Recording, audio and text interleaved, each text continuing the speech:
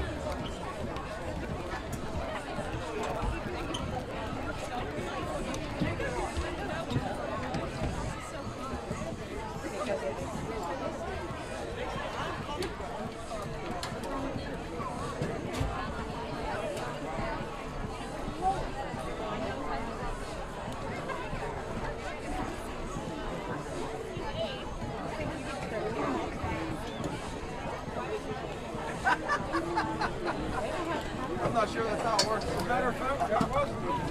That wasn't me.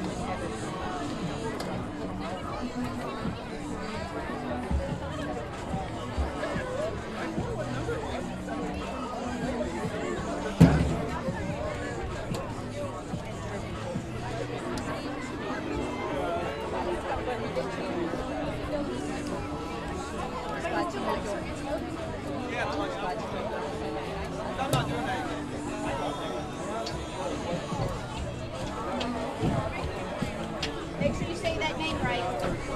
I'm not going to forget it.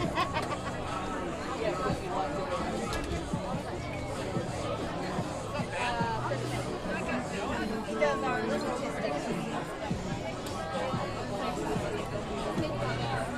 Yeah, he does like for Bass Prep. Yeah. I added it up and I was like, and I think his son is in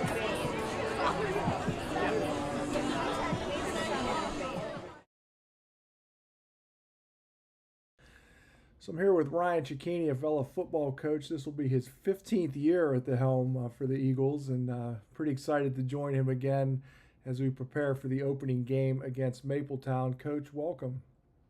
Thanks for having me, Jesse. So, Coach, tell me a little bit about who some of your team leaders are this season.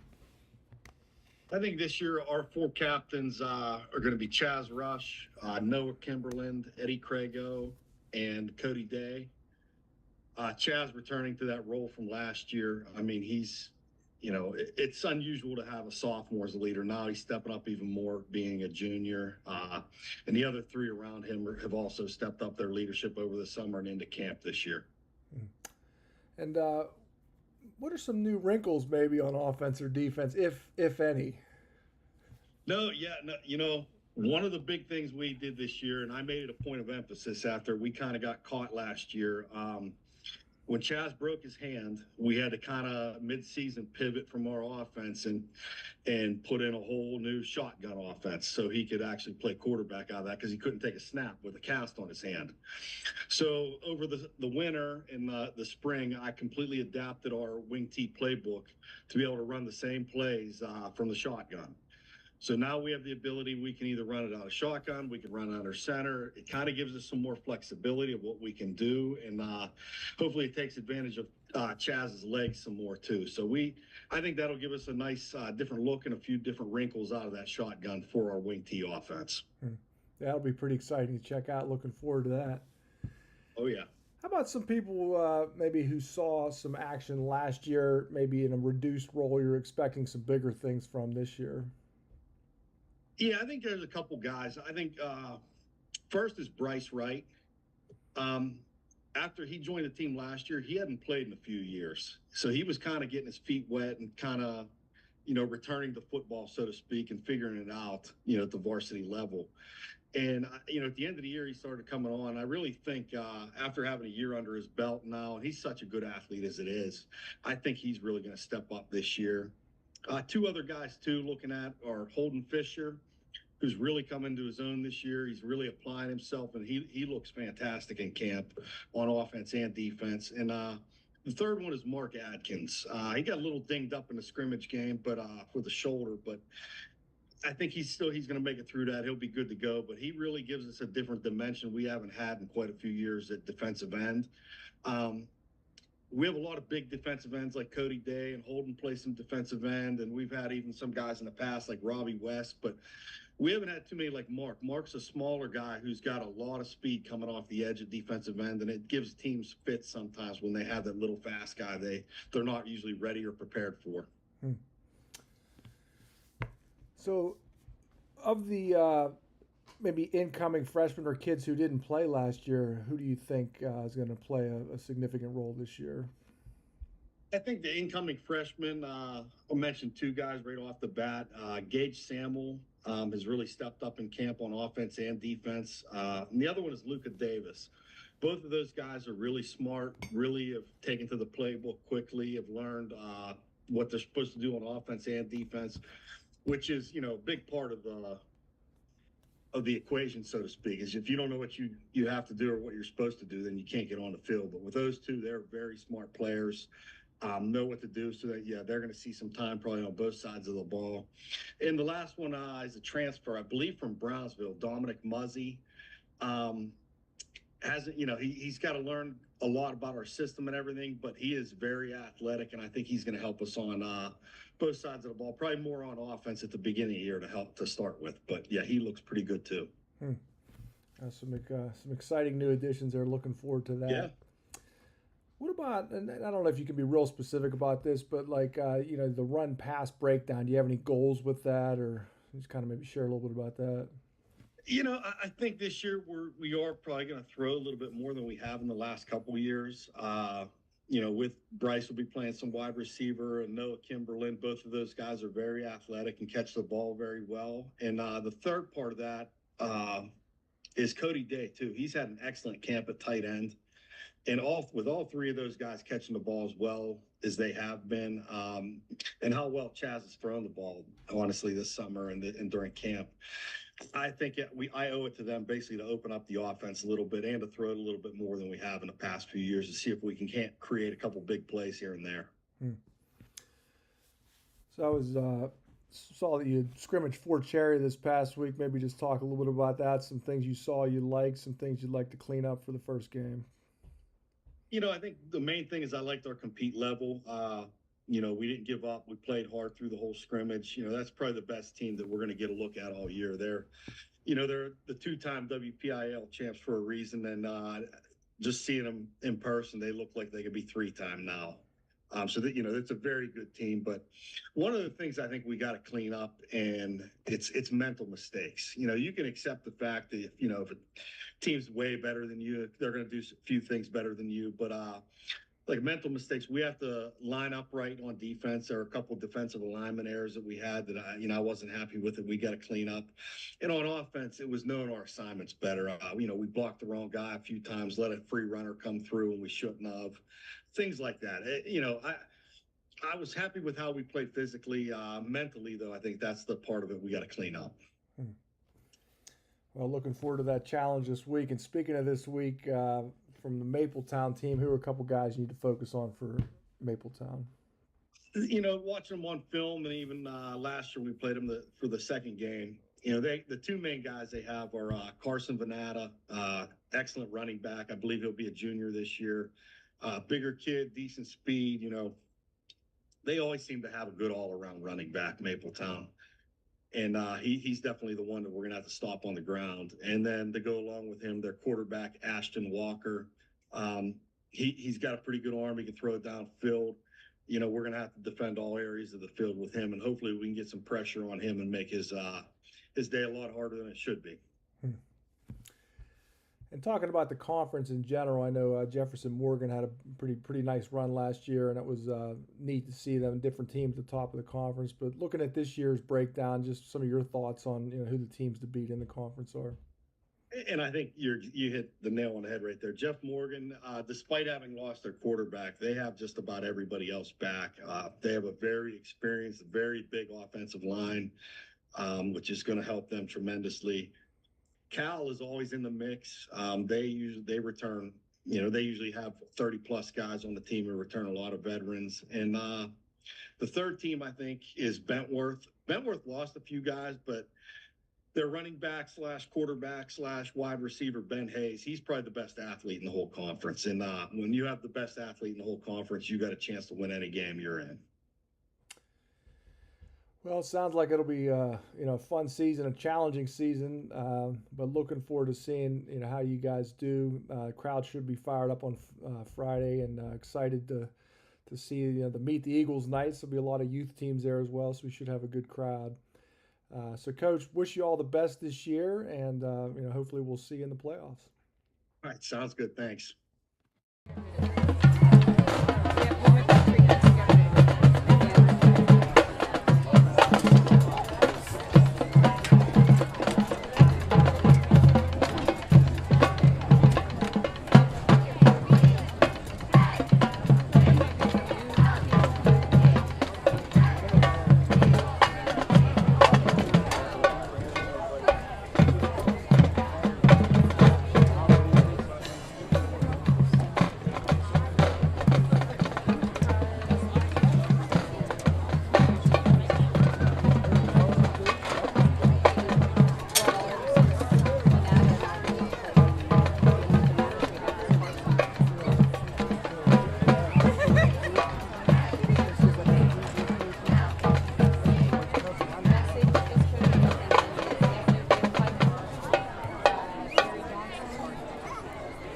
Avella Booth selling lucky lottery calendars for $25. Good from January 1st through December 31st of 2026.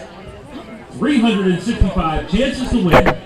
$25 daily payout, $75 payout on Wednesdays, 6 holidays, and a payout of $100 each, and a $500 payout on Christmas. Make sure you pick up your Avella Band Boosters Lucky Lottery Calendar.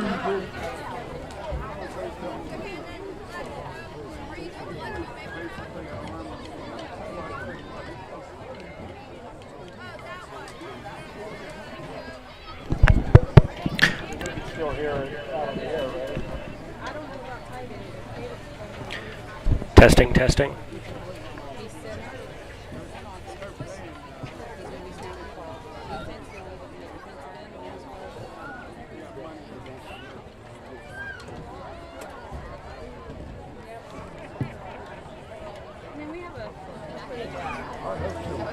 The Avella-Football Boosters thanks all of the volunteers as well as and 26 season sponsors. Always safe. Hurt Seasiders American Legion Post 643. The Bullpen Inn. Keller Williams, Brenda Griffith. Marathon MPLX. Range Resources. Sweat Law Offices. Taz Construction. Wagner Greenhouse. Washington Financial Bank. Alex E. Parrish Construction. Breezy Heights Tavern. Grover's Inn. Jake Schneider Bus Company. McKean Plumbing. RBV Wealth Management. Golden Triangle Construction. The Slovenian Savings and Loan. Yin's Guys Barbecue. And Zada's Auto Sales.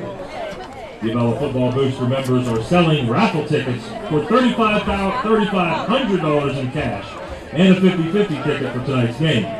Make sure you get your chance at Half the Take. Also, score some Spirit merch and delicious baked goods over at the Varsity Cheer Tent.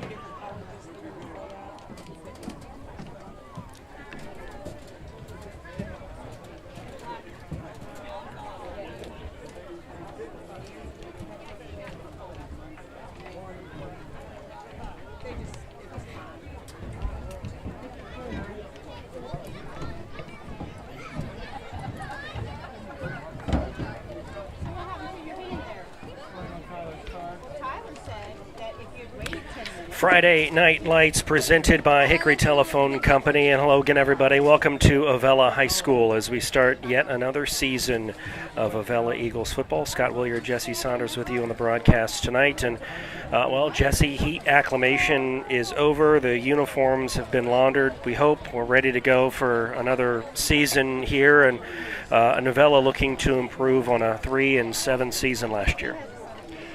Yeah, it should be an exciting year for the Eagles. Didn't lose a ton last year. Hayden Gatewood is one notable senior who graduated. But as you folks who are listening heard on the interview with Coach Giacchini just a few minutes ago, in addition to running the similar wing T that the team ran last year, they're going to be running a lot of it out of the shotgun this year. So it'll be just an interesting dynamic to see how that plays out for the Eagles. And excited to see really just, if they can improve upon what they did last year, and hopefully being able to pass more out of that as well, something we're looking to see in this game. And I'm fired up and looking forward to tonight's game. Well, also looking to improve, Mapletown, they were 1-9 last year. First win came at this kind of week 0 against Avella. They won 20-6. Interesting, last year Avella went to Mapletown twice. This year, Mapletown will play Avella twice on its field. But the Eagles returned the favor later, about 6 weeks later, with a 49-0 win. And so if you're thinking about Mapletown here, what do they need to do to get over that 1-9 record and kind of put that in the past? One of the things Coach Messers said was that they really need to focus on making sure they're doing their coverages and guys aren't wide open. They can't be missing tackles. Got to play a good fundamental game. Interesting thing for Mapletown is they will also be running a wing T this year, so that's going to be fascinating. They have juniors Carson Venata and Ashton Walker, who are sort of interchangeable at running back, receiver, and quarterback. So it'll be kind of fascinating to see which team runs it better. Does Avella have the advantage since they've already been running it for a year? So that's probably a big key for Mapletown, just breaking in a new offense and making sure everything looks good. We did not see that wing T from them last season, and so for Avella now, Ryan Cicchini, you heard in a pregame conference interview that you did with him just a few minutes before the broadcast tonight. 15th season here back at Avella. What do the Eagles need to do to become maybe a playoff team this year? And maybe too early to talk about playoffs, but let's talk about it. Well, for the Eagles, Chaz Rush is definitely the main contributor on offense. Coming off a season where he threw for 341 yards, 4 touchdowns. He ran for 619 yards on 98 carries. So he's going to be a big part of that offense. But also Bryce White, a senior, who did not play his freshman and sophomore year, but was a big contributor last year. And he's going to be running some out of that wing T offense, and he's going to be a big part of the offense as well. And I think for the Eagles, Eddie Crago is another senior who was mentioned a lot in some of the articles as I was doing some research, and he's a player that just has a consistent motor. So they're hoping to get some effort from him off the defensive line and hopefully blowing up a few plays tonight. It's an all-important matchup here in the Tri-County South. This is the only game that is a conference game here for the Eagles, and again, they'll have Mapletown a little bit later in the season again. But just a Chamber of Commerce evening here in Avella, about 80 degrees, light winds, sunset here in about an hour. We're sweating it out in the press box, so we're excited for sunset, but I think these kids have put a lot of time and energy into this and are ready to get this season kicked off. Yeah, pretty excited for it. They've been working hard out in the sun, and it is a pretty warm night tonight, so you may see a little bit of cramping, but hopefully the players are fully hydrated and ready to go, and I'm real excited for the ball game tonight. And the Eagles did have a preseason game here last Saturday afternoon against Fort Cherry. So they have seen action on with the other team, another team walking into this game. But the first game to get us all kicked off, games around the region here for those of you keeping tabs on the Tri-County South. Cal hosting Sarah Catholic. Jeff Morgan is going to be hosting Chartiers Houston tonight. West Green hosting Waynesburg. The two teams from the Tri-County South that are on the road, Bentworth opens at Brownsville, and Beth Center is going to play at Riverview tomorrow afternoon. There you see your captains heading to midfield to get this thing kicked off. The Eagles did win the toss.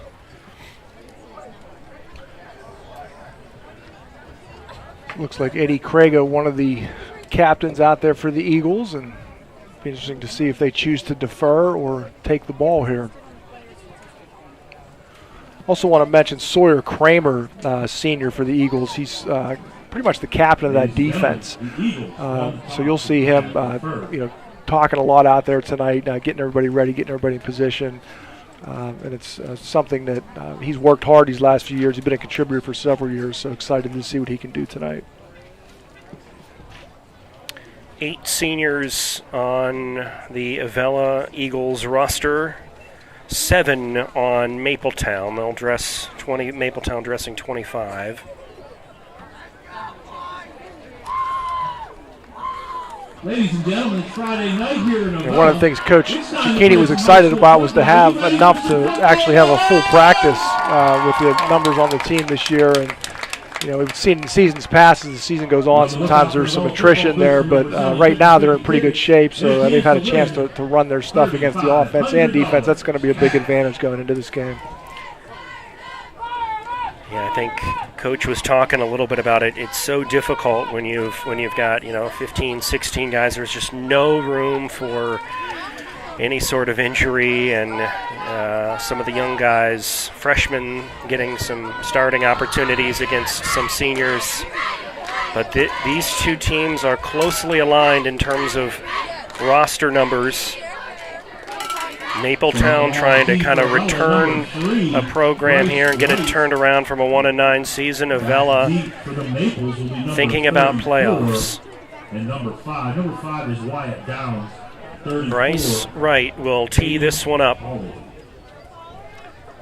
it looks like the Eagles have chosen to defer, so they're going to let the defense set the tone here to start the game. Whistle blows, and we are underway of the 25-26 high school season with an out-of-bounds kick. Flag on the play. Bryce's kick is out of bounds right around the 38-yard line. Give the Maples some good field position to start the game. And we'll see again how this Eagle defense looks at a wing tee offense. Yeah, you kind of have to think that would be an advantage, practicing against it every day, and I'm not sure what wrinkles Mapletown has in their offense, but Eagles have seen it in practice. They should be prepared.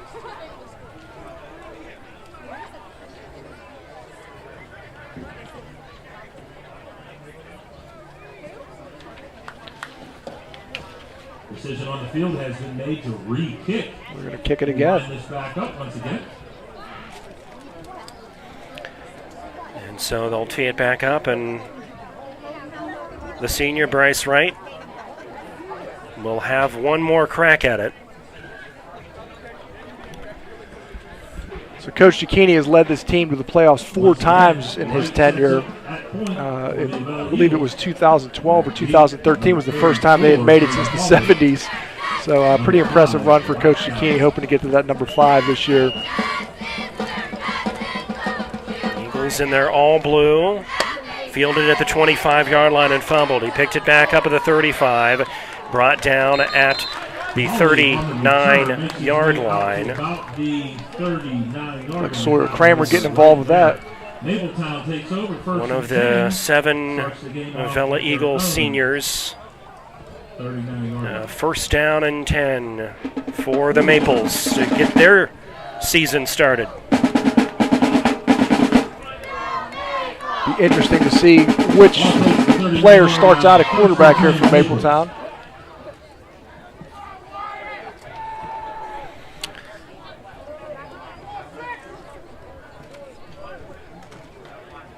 And you've They've got number 1, Colton McKnight, the carry. He's across midfield and down at about the 47-yard line, brought down by Mark Atkins.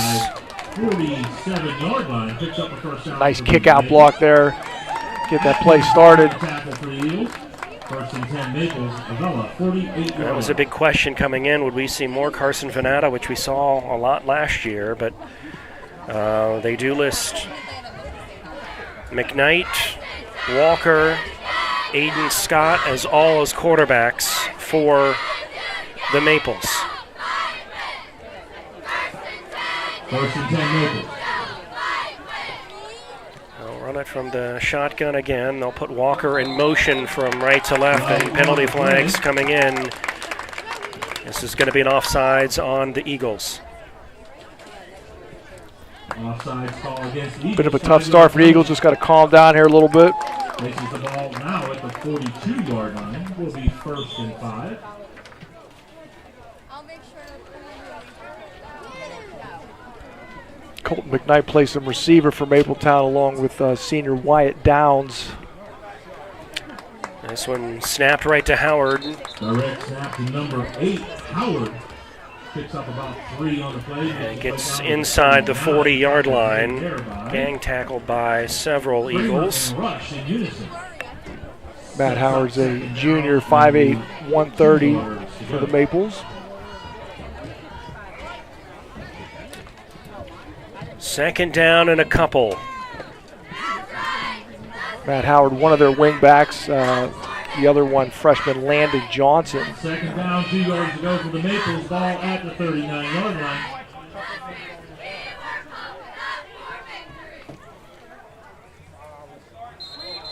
Good false start.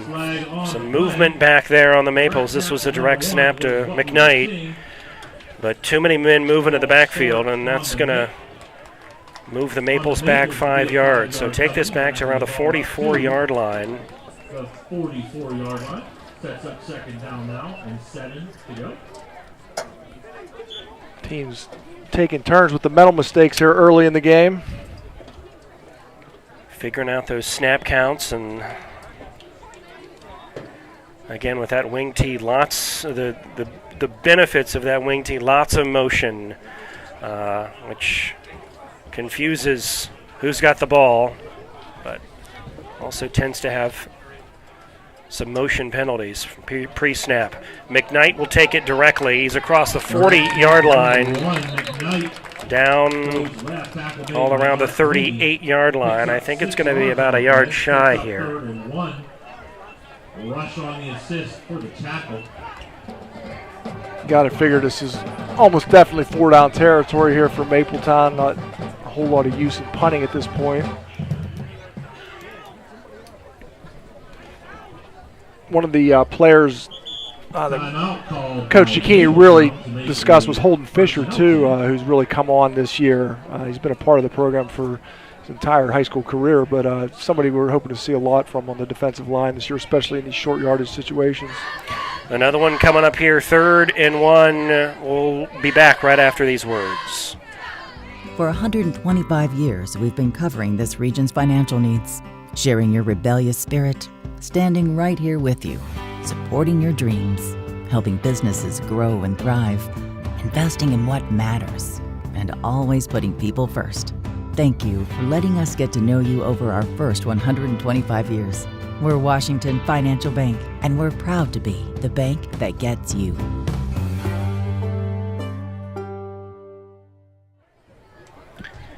Third and 1 coming up. First major third down period for the Maples here. High snap. And it's a fumble, and Cody Day's all over it, and the Eagles have the football at midfield. A huge mental mistake for the Maples early. And just like that, the Eagles can flip the field. Yeah, I'll tell you what, that's about the best thing the Eagles could have hoped for right there. Let's watch this one more time here. Turn of events. A great turn of events indeed. Eagles take over. There's Day kind of rushing through that line, 9 and minutes left in this first quarter. maybe number 20 as well. But the Eagles have the football.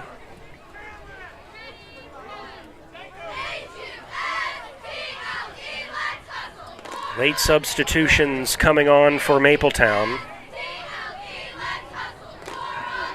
Rush directing traffic on 1st and 10.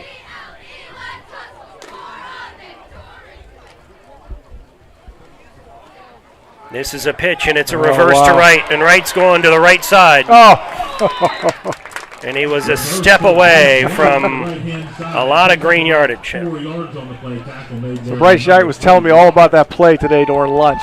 He said, we're running this reverse. The last 4 years, I guess, they've run that play to the left. So they had that reverse plan. It looked like it was set up to go forward. Unfortunately, Bryce just lost his balance there. Ball resting on the Pick up a 3. 47. 2nd down and 7 coming up. So now do you come back to it and fake the reverse? Be interesting to see here for the Eagles. Kimberlin in motion. They fake the handoff to him. Rush is going to keep it. He's going to go to the right side. He's inside 45, 43, 41-yard line, I think is where they finally bring him down. It's going to be close to a first down. Like Caden Lott's speech on the tackle there. Junior. Number 70 for Mapletown. 7 minutes, 45 seconds left in this first quarter.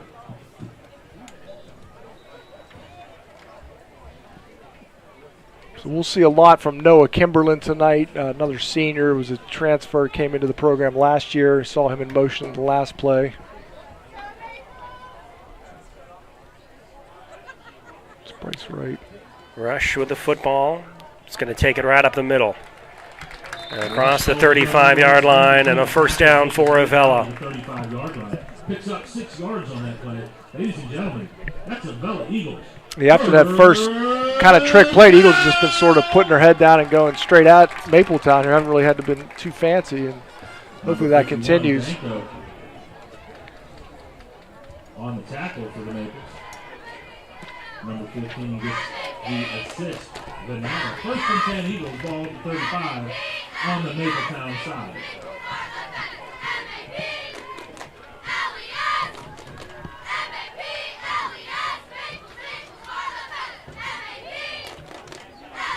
Rush under center hands it off. Up the middle. That's Luca Davis on that run. Freshman seeing his first varsity action. Picks up 6 yards. That was the Brodenham specialty last year. They ran him up the gut a lot, and that play seems to always net some positive yards for the Eagles. Nice pickup for Davis there, 6 yards inside the 30. 2nd down and 4 coming up.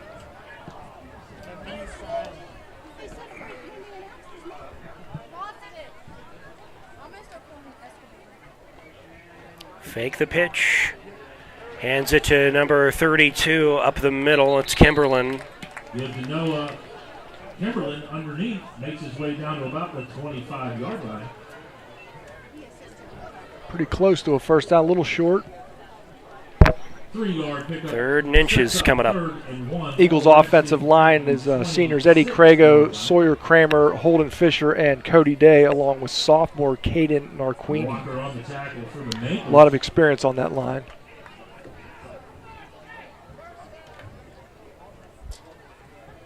Albert was credited with the assist on the tackle. 3rd down, 1 to go, ball resting. 26-yard line. Rush going to take it himself with the quarterback keeper, and he's going to stumble all the way down right around the 21-yard line. But there's Maples say they've got the football, but the officials say no. Young man sold it pretty well, though. Retains possession. It will be Avella Eagles. First down. 1st and 10 for the Eagles. Ball now resting at the 21-yard line. Mapletown also has a very veteran line. They have 4 seniors as well on their offensive line and defensive line. A lot of those guys go both ways. Eagles with the first down to the 21-yard line. Rush going to take the ball and hand the ball off right up the middle. And that's number 24, Dominic Muzzy, a junior, 6'2", 170. I'm going to call that the 15-yard line. Pickup of 8. Responsible for the tackle from the Maples. 8-yard pickup, 2nd and 2 to go. Dominic Muzzy coming over from Brownsville this year. Coach Keeney had mentioned in that interview. Nice athlete, and they're just looking for different ways to get him involved in the offense.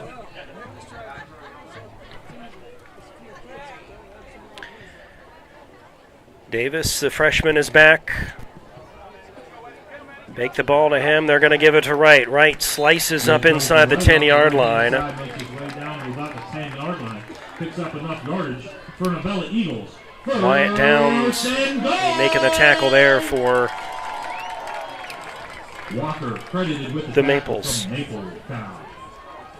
Nice looking play there from the Eagles. A little bit of deception and able to pick up some extra yardage. First and goal. All right, first and goal inside the 10-yard line. 3 minutes, 40 seconds left. Muzzy is in the running back position here for the Eagles. They'll put Wright in motion, and flags will come in. That play looked like it had a real chance to develop there, but unfortunately, the Eagles got a little started a little early.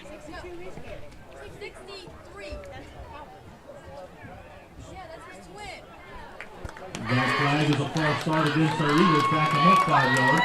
We'll put the ball at the 14-yard line. First and goal from the 14. 30 seconds left to play here in the first quarter. Haven't seen the Eagles throw the ball at all yet, and they really haven't had to. Thank you very much. The lost time has been claimed. Cody Day, another big part of that offense, tight end, 6'4", senior. This might be a spot down here where they get him a little bit of work close to that goal line. Muzzy is hip pocket left to rush, but they're giving it to Kimberlin. And there he goes into the end zone. Touchdown, Eagles. Yes, sir. 14-yard scamper. And we're going to see that one more time.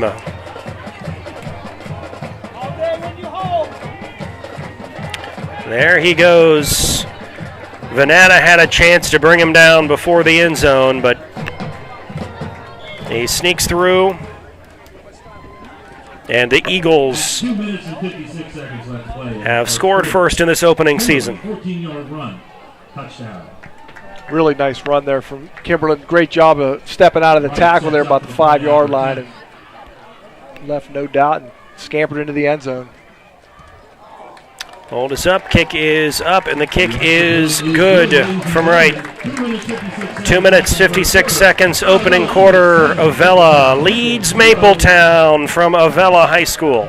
Alex E. Paris Contracting Company Incorporated has had a wealth of success that began in 1928 in areas ranging from road construction to coal mining to underground utilities, industrial services, and heavy construction. And in today's ever-expanding energy services industry, the company provides site development, foundations, buildings, undergrounds, process piping, installation, and construction management. The future is bright for the company under the guidance of Alex E. Paris, CEO, and Timothy A. Paris, Vice President of Operations. One constant during the operation of the Alex E. Paris Contracting Corporation has been the company's commitment to hiring a professional, dedicated workforce. With today's continually evolving construction and energy climate, the company is dedicated to providing competitive wages and benefits and on enhancing employee skills through continual training and professional development. And whether working locally, regionally, or nationally, skilled workers are needed in a variety of areas. Join us and help to continue the rich tradition associated with Alex E. Paris Contracting Incorporated.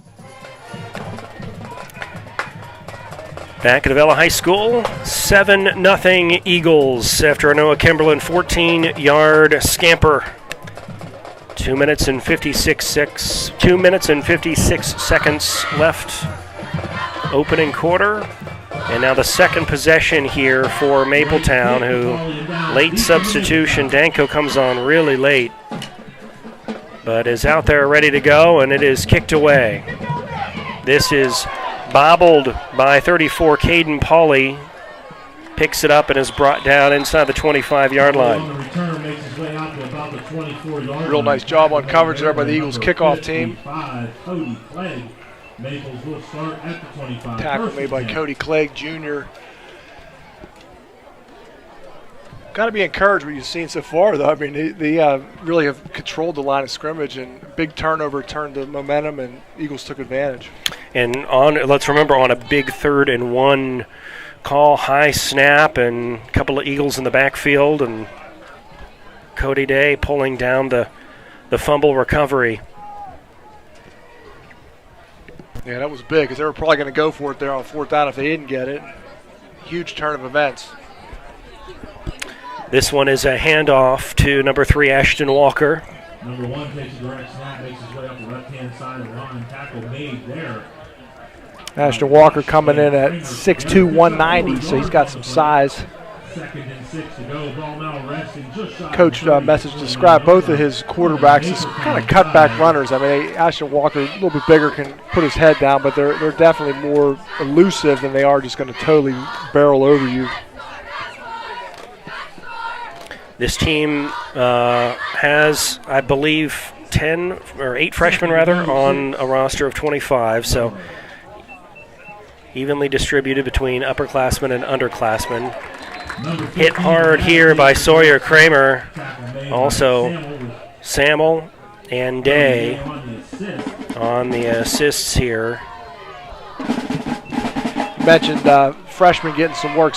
Gage Samuel was a freshman. I was talking to his mom. She works in the high school office, and he's only 130 pounds, but he packs a punch for a small guy, and it'll be fun to watch him. He's also got some pretty good speed. As time goes on, we may see him at running back as well. Down, ball placed at the 30-yard line, 1:30 in the first. We see him lining up here on this play as well. This is a direct snap to number 1 Colton McKnight, dropped by number 1 Chaz Rush in the backfield with not much of a gain, if anything, on that. It's 4th and 5, and let's see what the Maples elect to do after Avella just went 50 yards to score an opening touchdown. Yeah, I got to think they'd be punting here. Haven't got a whole lot of traction on that offensive line for Mapletown. Venata is in to kick this one away. And it is away. A nice kick all the way back, hits at the 30-yard line, rolls inside the 20, all the way back to the 15-yard line, where it is down by Wyatt Downs. That is the definition of a Mapletown bounce.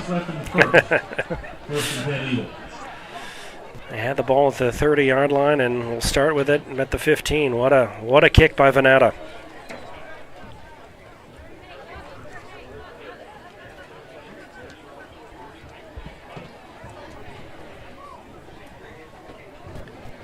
As we are here, we want to thank again all of our sponsors: Alex Paris Contracting, State Senator Josh Kale, the Rail Yard Vineyards, Senior Wealth Advisor Robert Vitriol,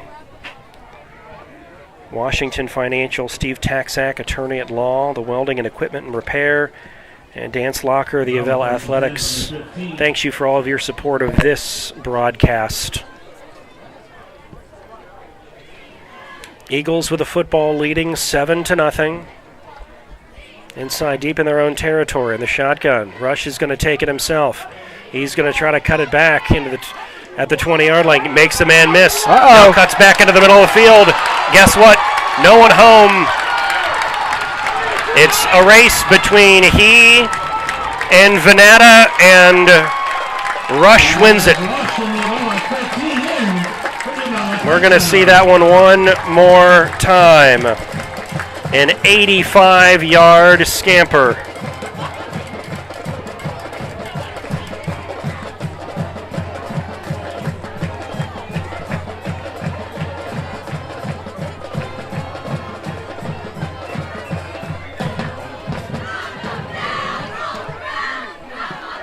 So Rush looked like he was pinned down on that play, broke one tackle, and next thing you know, he was off to the races. Couple of missed tackles, I think, there, and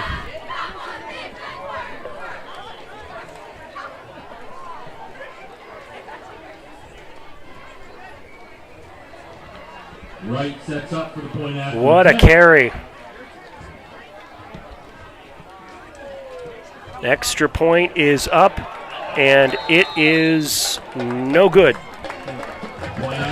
All right, misses the extra point, but the Eagles have grabbed a 13-0 lead early on an 85-yard run from Chaz Rush. We'll take a timeout at Avella.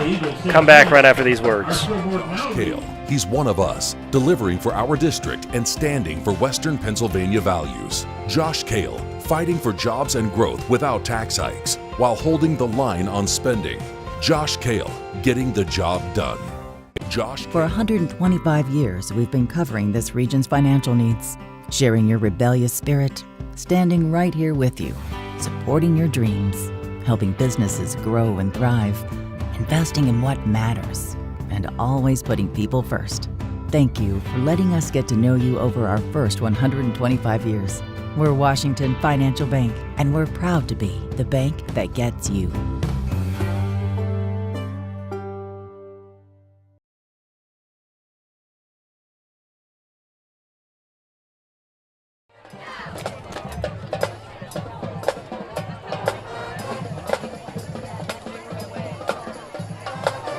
Back deep for Mapletown.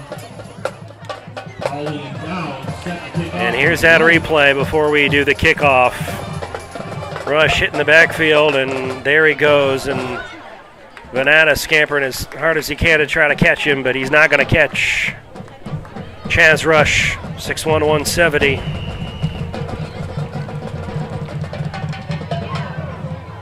This one low kick, fumble. It's on the ground, and the Eagles may have gotten it. Wow. See what they say. I believe Avella came through with that one. Can we see that one again, if possible? Looks like a little bit of a... Our PA announcer here says a squib kick. Let's see, little rewind. Good, let's try that. See if we've got it here. Nope. Yep, looks like there was the recovery. Yeah, it looked like the Mapletown player was in position to catch the ball, in good position, just fumbled it, and next thing you know, there were 2 or 3 Eagles jumped on the ball. Maybe Cody Clegg. It's hard for us to tell up here. But Avella with a football on a 13-0 lead, right? Can't ask for a better start for the Eagles. Absolutely. Hand off in the backfield to Muzzy. Hand off to Busey, tries to make his way between the tackles. No good. Walker with the tackle there. A gain of No gain on the play. not much. Second down and 10 coming up. We have reached the end of quarter number 1, and as you said, Jesse, Eagles couldn't have asked for a better start from Avella High School. It's the Eagles 13, it's the Maples nothing on week 0 of Friday Night Lights. Alex E. Paris Contracting Company Incorporated has had a wealth of success that began in 1928 in areas ranging from road construction to coal mining to underground utilities, industrial services, and heavy construction. And in today's ever-expanding energy services industry, the company provides site development, foundations, buildings, undergrounds, process piping, installation, and construction management. The future is bright for the company under the guidance of Alex E. Paris, CEO, and Timothy A. Paris, Vice President of Operations. One constant during the operation of the Alex E. Paris Contracting Corporation has been the company's commitment to hiring a professional, dedicated workforce. With today's continually evolving construction and energy climate, the company is dedicated to providing competitive wages and benefits and on enhancing employee skills through continual training and professional development. And whether working locally, regionally, or nationally, skilled workers are needed in a variety of areas. Join us and help to continue the rich tradition associated with Alex E. Paris Contracting, Incorporated. After the first quarter break, ladies and gentlemen, the Eagles. Friday Night Lights presented by Hickory Telephone Company. Scott Willier, Jesse Saunders, and welcome back to Avella, where the Eagles have a 13-0 lead and are looking for more here as we start quarter number 2. Yeah, I've been really enjoying watching this offense. A lot of deception in it. Even that last play, even though Muzzy got knocked out for no gain, I mean, looked like there were a couple of fakes before he even got the ball. Rush. 46-yard line is where he will wind up. It's going to be third down and about 7 yards, 8 yards coming up for the Eagles.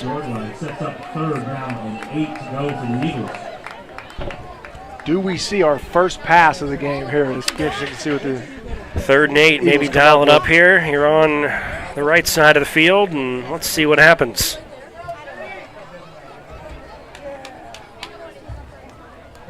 Mark Adkins in, Luca Davis out.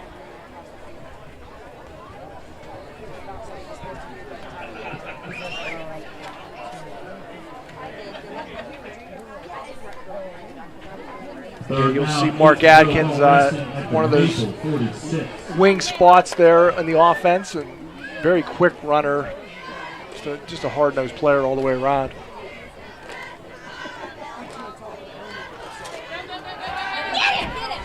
Rush rolls out wide open. He's got himself a catch. Let's see if he's got himself a touchdown. Yes, he does.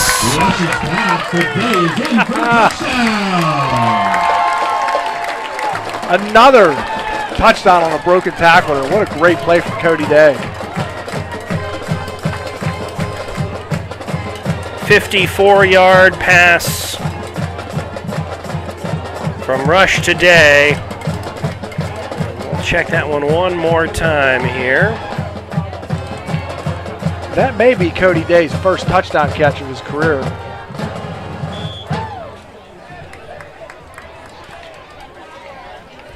Coach Cicchini mentioned him as a big part of the offense this year, and what a great play that was. Kimberlin will, and here's the replay one more time. Wide open for Day. And he's got himself, again, a 54-yard touchdown catch. 10 minutes, 45 seconds left in quarter number 2. Extra point is good by right. It's the Eagles 20 and the Maples nothing. Back into Avella right after these words.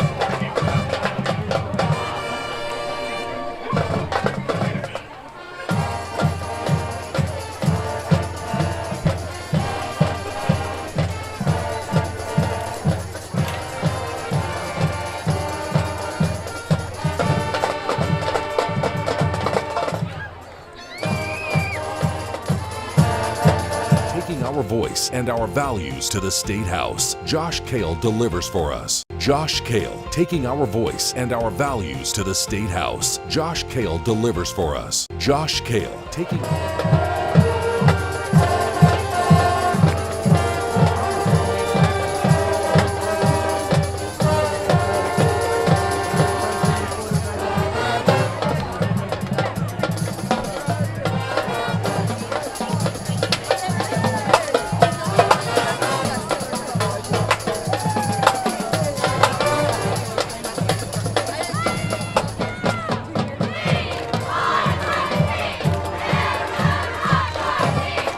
Waiting kickoff.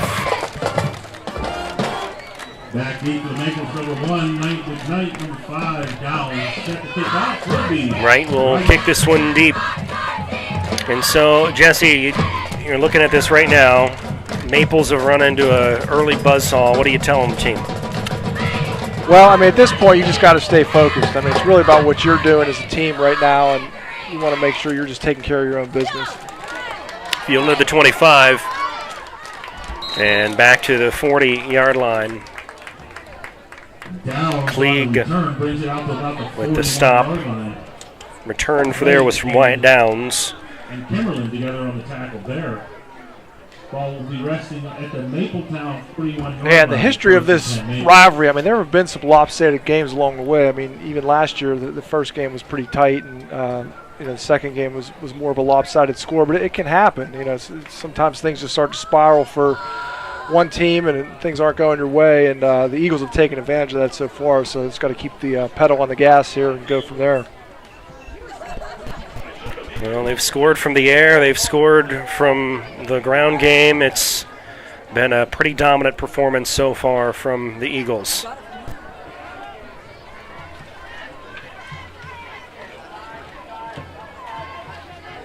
Quarterback keeper. Johnson takes a direct snap, tries to make his way out the left-hand side. Tackle made by Day.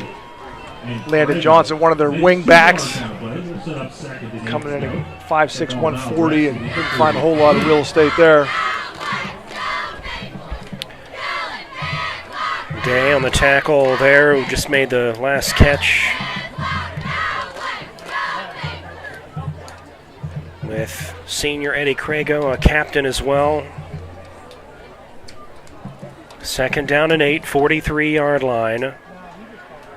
And Venata wants a timeout. He's wondering what the play is. And second timeout here of the half for Mapletown. Let's use this time right now to identify our sponsors if we can. Look out for an Avella-Football Booster member this evening selling 50-50 tickets and a chance to win $3,500. Alex Paris Contracting. State Senator Josh Kale. Rail Yard Venues, Senior Wealth Advisor Robert Vetterall, Washington Financial, Steve Taxack, Attorney at Law, Welding and Equipment Repair, and Dance Locker. Again, the Avella Athletics thanks you very much for your support of this broadcast and of all Avella Athletics. And by the way, a heck of a show coming up here. Jump in line with a band at halftime. Yeah, looking forward to that. I was talking to Noah Kilgus about that a couple days ago. And jumping in line, of course, a Harry Belafonte song, from the early 60s. And that's part of the show, but they've got a bunch of other exciting stuff lined up as well. I've heard the show, and even somebody with two left feet like you will be dancing. I guarantee it. Although I can't say much more, I also have two left feet. My wife will vouch for that. Second down and 8. Yeah, my dance moves pretty much ended at the running man back in the 90s. So.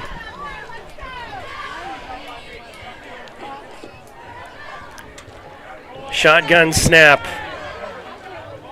And it's complete. McKnight's got a man at Walker. And Walker's right across midfield. He's got enough for a first down, so pick up of about 10 yards on a pass play. So some positive things going here for Mapletown. Yeah, Mapletown really need that chance to kind of calm down, catch your breath a little bit. You're not out of this game. I mean, it's 3 scores and plenty of time left, so Eagles got to stay on their toes here and keep coming at them.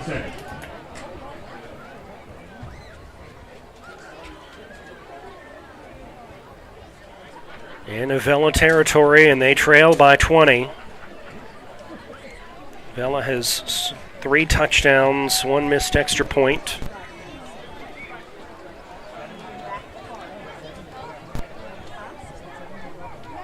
Venata, quarterback, is thrown right side, and it is caught over there. That was almost the same play. Same area. They seem to be taking advantage of that left side of the Eagles' defense. On the Avella side, 1st and 10 Maples. Mapletown's going to have to make use of that passing game to get back into this game. Couple of back-to-back, and you're seeing some rotation here, certainly of the quarterback. We've now seen 4 different individuals play quarterback for the Maples. First completion is from Venata.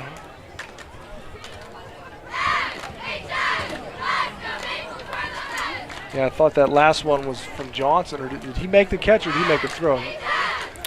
Either way, he's got the ball here. He's got the ball here. Landon Johnson is a freshman, 5'6", 140. Listed as a running back and a linebacker. A loss of 3 on nice tackle there by the Eagles. Interesting with Mapletown seeing some of those that new style of helmet. I don't see any for the Eagles this year, but there's at least 3 on the offense right now for Mapletown.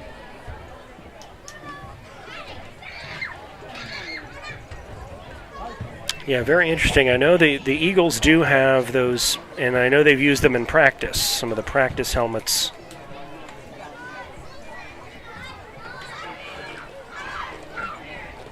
Yeah, I wish those were around back in the day because there's a lot of hard hits, especially when it gets cold. I'm sure that extra padding helps. On the direct snap, slipped out by number 59. Howard with the carry, but Sawyer Kramer right up the middle to throw him to the ground. And it's going to be 3rd down and 15 on a loss of 2.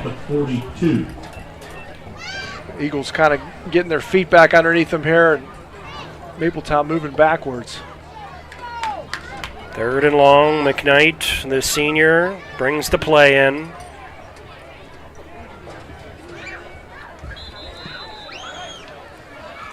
And Mapletown is going to use another of their timeouts, a 3rd timeout used here this half.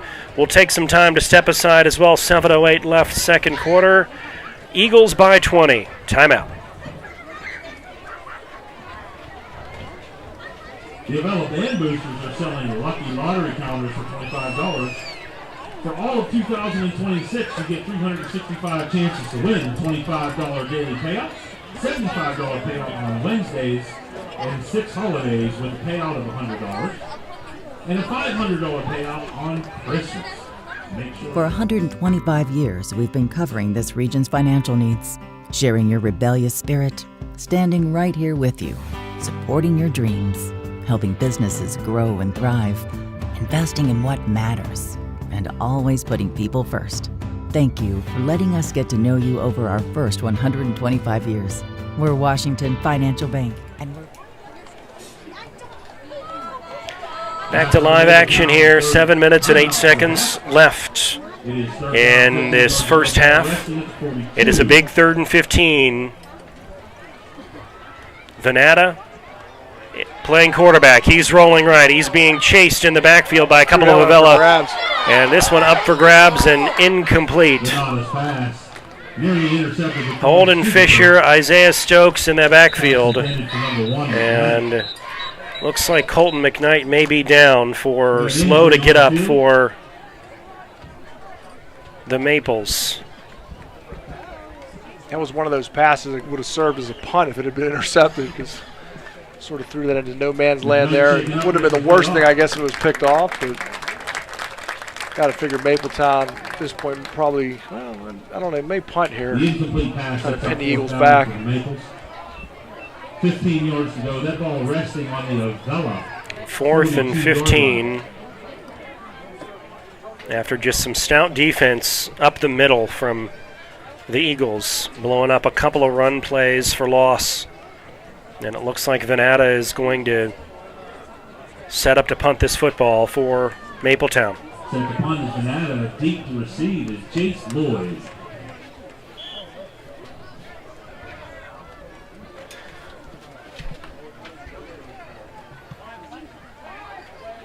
And we'll kick this one away, and this one is going to take a bounce.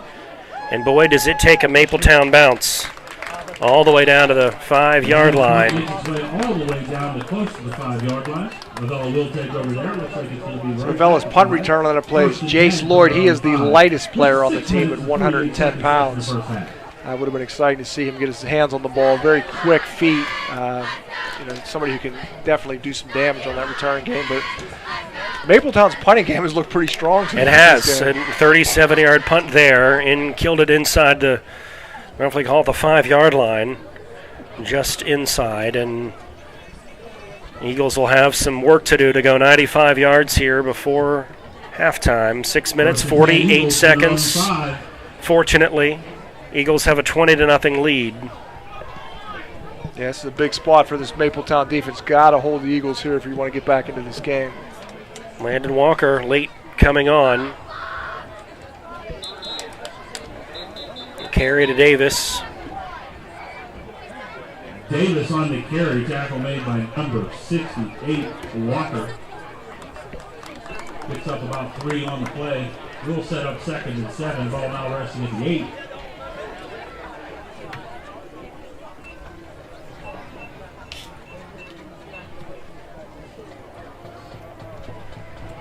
So 2nd down and 7 coming up.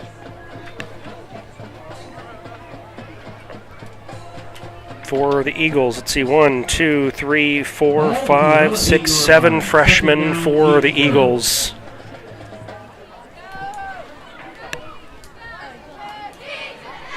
Here's Rush under center. Pitch to Kimberlin. And Kimberlin found himself a seam out to around the 20-yard line. 12-yard gain, and Eagles are in business here with a first down. Yeah, the Eagles was somewhat of a diverse backfield. Kimberlin is sort of your scat back. He's quick. He can move. And Luka Davis, your fullback, he puts his head down there and he'll get you those tough yards. 1st and 10 Eagles, ball resting at the 21. A lot of dangerous weapons on this Eagles team.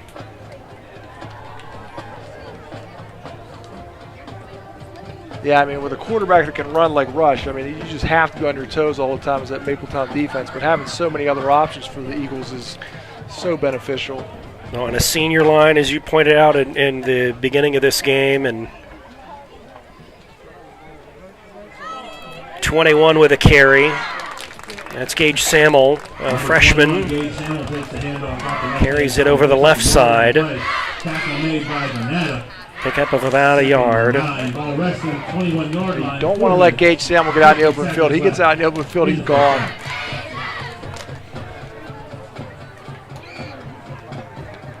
Probably the freshman who's contributing most this year is Gage Samuel. It's pretty neat to see him out there playing both ways. He's getting some offensive work there and also playing some linebacker on defense.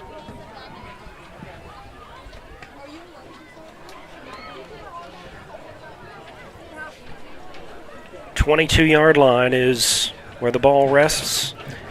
Hip pocket right side is Musey.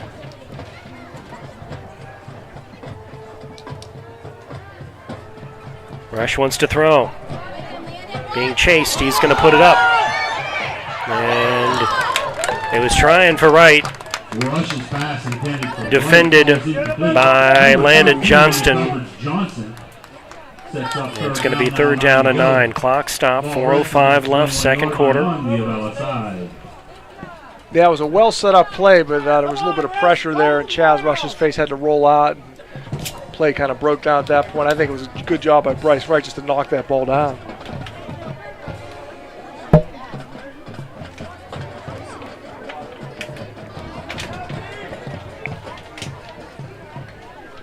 Third down and 9. Eagles have all 3 of their timeouts. Mapletown has used all 3 of theirs. Wright and Kimberlin out, wide receivers on the right side. Out of the shotgun. Rush calls for it. Steps up. In trouble. Oh, he's going to put it up. He's going to try. He wanted Kimberlin. That was a nice looking throw from Chaz Rush. Again, and under a little bit of trouble there in the backfield, but he saw Noah Kimberlin down there at about the 45-yard line. Unfortunately, just good coverage there from Mapletown's defense. And a penalty flag down for the Eagles, so this would have been negated anyway on a. And let's see if this is declined or not. It will be declined, and it's going to be 4th down and 9 for Avella. And my guess is we're going to see the first punt here for Avella. Yeah, nice job by the Mapletown defense, just holding tight there, and it was a chance here to get a score before the end of the first half. McKnight back deep to receive. Right. McKnight is back deep. Avella takes their first time And the out. Eagles will take their first time out. 3 minutes, 45 seconds to go, opening half. It's Avella 20, it's Mapletown nothing. We'll be right back. Alex E. Paris Contracting Company Incorporated has had a wealth of success that began in 1928 in areas ranging from road construction to coal mining to underground utilities, industrial services, and heavy construction. And in today's ever-expanding energy services industry, the company provides site development, foundations, buildings, undergrounds, process piping, installation, and construction management. The future is bright for the company under the guidance of Alex E. Paris, CEO, and Timothy A. Paris, Vice President of Operations. One constant during the operation of the Alex E. Paris Contracting Corporation has been the company's commitment to hiring a professional, dedicated workforce. With today's continually evolving construction and energy climate, the company is dedicated to providing competitive wages and benefits and on enhancing employee skills through continual training and professional development. And whether working locally, regionally, or nationally, skilled workers are needed in a variety of areas. Join us and help to continue the rich tradition associated with Alex E. Paris Contracting Incorporated. Number 1. Back to live action here, right to kick it, McKnight to return it from the 22-yard line. And blasts this punt, hits at the 45, across the 40, he's going to let it roll. So the kicking game here has been phenomenal. Punt makes its way all the way down to the 29-yard line. Yeah, I mean, after Bryce Wright's first kickoff that went out of bounds, we've seen nothing but stellar kicks from both sides, and that was a great punt for Avella, just backing up Mapletown pretty far into their own territory. 59 yards in terms of a flip.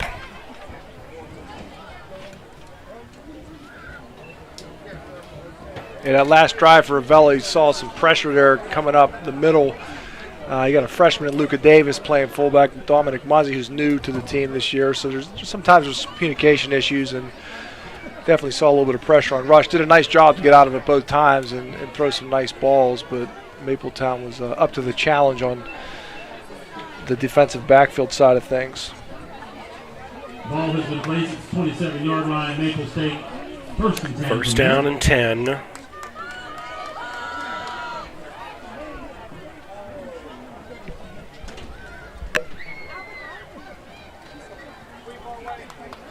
It's Johnson with a football. He's running near side and finally pushed out of bounds by Chaz Rush. That's Johnson run completely out of bounds off the right-hand side by Rush. Great job there by Chaz Rush, just not letting anything around the boundary and just kind of strung that play out. Real solid effort there. Second and 7 for the Maples from the Avella 30.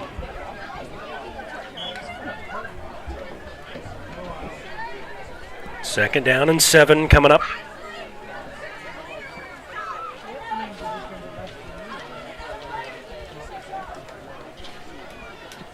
McKnight and Howard into the late huddle.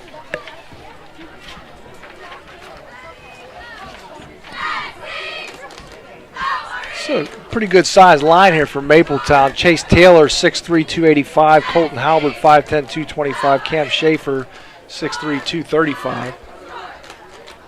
Direct snap to Howard and brought down by 59 Sawyer Kramer. Chaz Rush back there as well. Craigo. Loss on the play of about a yard, sets up third and Sawyer Kramer's been living in that backfield for Mapletown. He's all over the place, just doing a great job for the Eagles.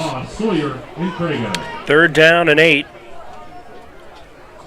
The 29-yard line. As Mapletown's band starts to line up on the far side of the field.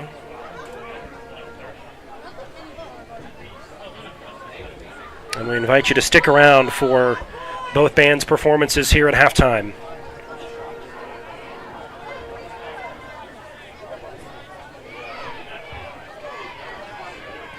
Venata fakes the handoff, but he's in deep trouble. And he was just trying to get it off.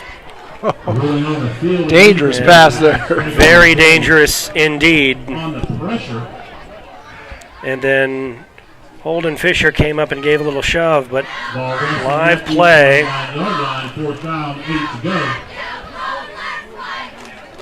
It actually almost was a complete pass. It absolutely was. Somehow, some way, Carson Venata almost completed it. It would have been miraculous, but.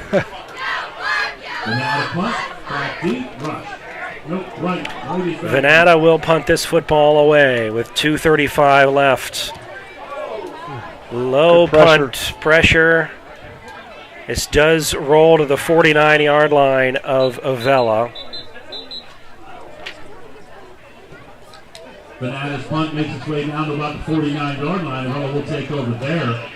First and 10. Eagles. 22-yard punt. 49.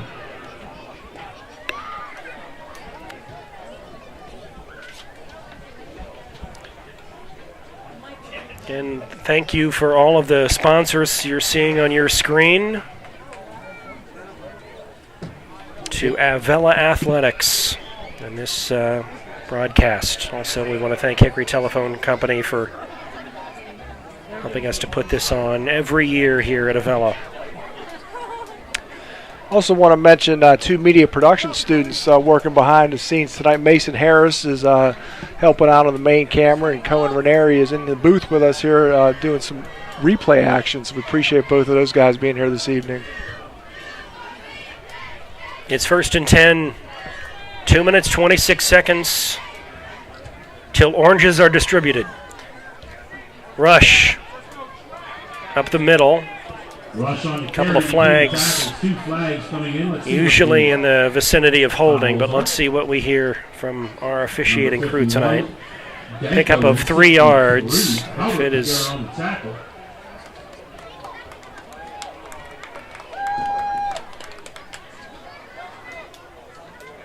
face mask. How about that? Boy. That'll walk off 15. 3-yard pickup on the play will go towards Rush. 5-yard penalty assessed. It was obviously seen from multiple angles because there was flags coming from all over the place there. So this is a 5-yard penalty, not a personal foul penalty, so just a 5-yard. And it is going to be second down and about a yard. First down, 1 to go. Correction, first down here and a yard. We'll replay it.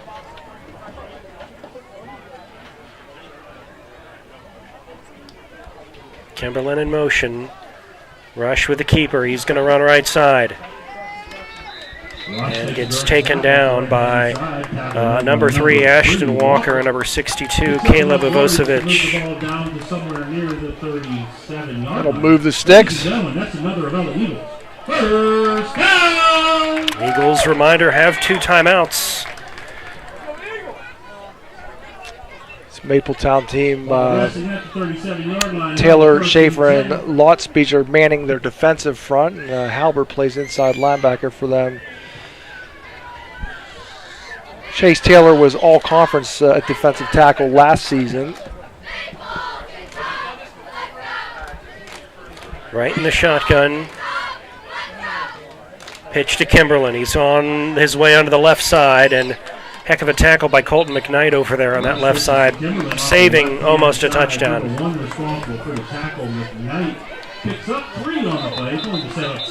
Every play looks like it has the chance to go the distance for sure. They have been, it's an impressive offense to watch. Eagles take a timeout. We'll step aside with 90 remaining in the first half, and the Eagles driving. Josh Kale, he's one of us, delivering for our district and standing for Western Pennsylvania values. Josh Kale, fighting for jobs and growth without tax hikes, while holding the line on spending. Josh Kale, getting the job done.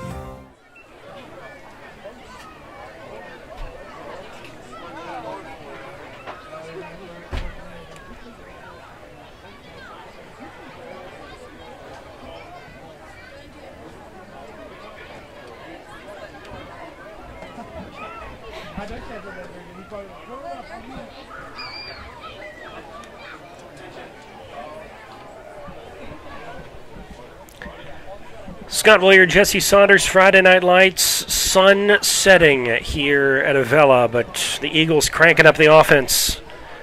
90 ticks until halftime, but they've got a 20-0 lead. 3 first-half touchdowns, 14-yard run by Noah Kimberland, an 85-yard touchdown run from Chaz Rush, and then a 54-yard touchdown pass from Rush to Cody Day. That makes up your scoring plays here for the Eagles in this first half. And they are looking for more here. Yeah, I'd imagine Coach Cheney's going to be Cicchini, is going to be pretty happy going into halftime, and it's also helped out by assistant coaches J.T. Milan, Clint Varner, Brandon Miller, and Santino Paris. Some movement up front from Mapletown, and then some movement on Avella. Let's see what the movement from the defense caused the movement from the offense. If so, let's see what they come away with. Usually it's on the offense, but let's see here. It is not. They're going to, the movement on the defense did draw the offense offside, so. Moves the ball 5 yards forward, places it now at the 29-yard line. Second and 2. Second and 2 now for the Eagles. So the Eagles still with 1 timeout remaining. So plenty of time here to kind of methodically drive down the field. Rush is going to put it up in the air. He wants right. He's got him. Touchdown. Eagles. So much for the methodical drive, huh? Get it all in one play. 29-yard touchdown pass. And let's look at that one more time.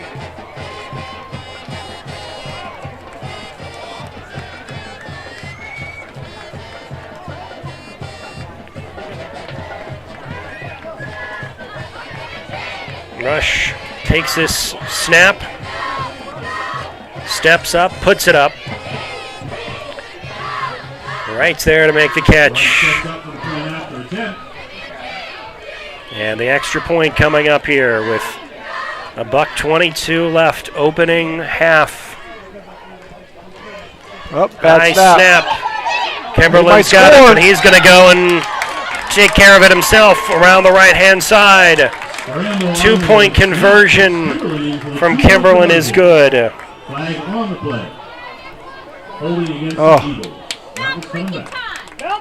was just going to say the Eagles can do no wrong tonight, but unfortunately called for holding on that extra point attempt. So that 2-point conversion from Kimberland is no good, and they will retry that point after. So we're going to test the leg of Bryce right here, see if he's got enough power to knock this one through. Back at the 12-yard line, 13-yard line rather. 13 and point after attempt coming.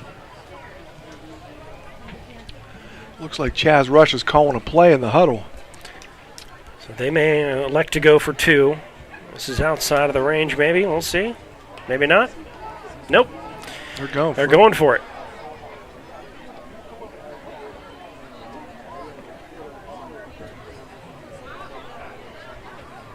Samuel, Kimberland, and Wright are your wideouts. Rush going to put it up over the middle. Looking for Day. And did not connect. And a penalty flag is down in the end zone. Like maybe an unnecessary roughness, maybe.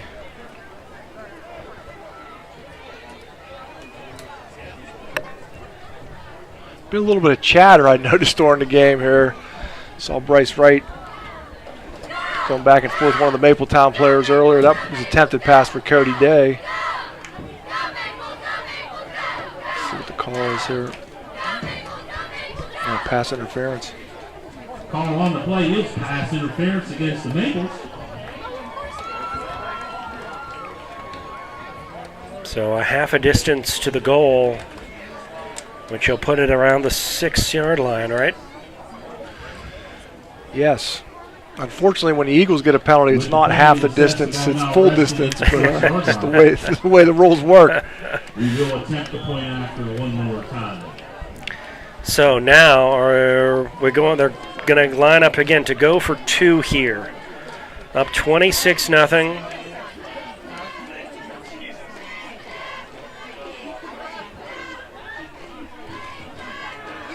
Here's Rush. Going to try to throw. Now he's going to maybe run for it. Nope. Going to put it up into the end zone. It is caught by Cody Day for a 2-point conversion. A 6-yard 2-point conversion. That was just a great play by Chaz Rush. I mean, he was in all kind of trouble, just using his legs, using the ball fakes, and Cody Day just working into that little spot in the end zone. And just great job overall by the Eagles. So we'll step aside. Final 1:22 of an opening half. We'll be back right after this.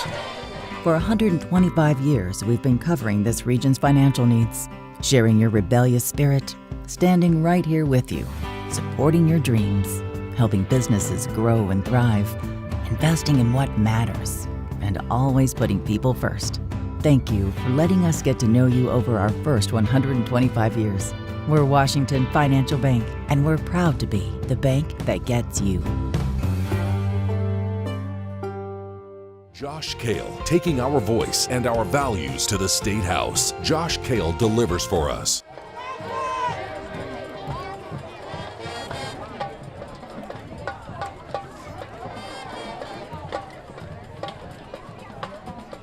Back deep for Mapletown is number 1, right number 5. Down, set to take off will be number 3, right for the Eagles. 1 minute, 22 seconds left in opening quarter. Don't blink now. Don't adjust your television set. 28-0 Eagles on a monster first half here in an opening game against Mapletown. Fielded at the 20, across the 30, 35, 40, 45, brought down near midfield. That's number 5, Wyatt Downs, making the return all the way back to midfield. Day and Muzzin together on the tackle. Number 5, Downs on the return. Well, it gives Mapletown a little bit of hope here. Good field position to start this drive. Still plenty of time to make something happen. They do not have any timeouts left, though. 72 ticks, so you do wonder if we start to see maybe the arm of Veneta or one of the other 4 quarterbacks total that we've seen for Mapletown in this game. They'll mark the football right at midfield. But the Maples really need to get something going here, get some positive momentum here into halftime.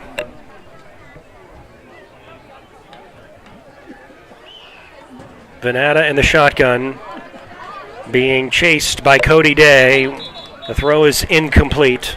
Looking to try to find Ashton Walker. Yeah, that play was pretty much doomed from the start with Cody Day coming there from the defensive end spot. Just really no time to set feet and make a strong throw.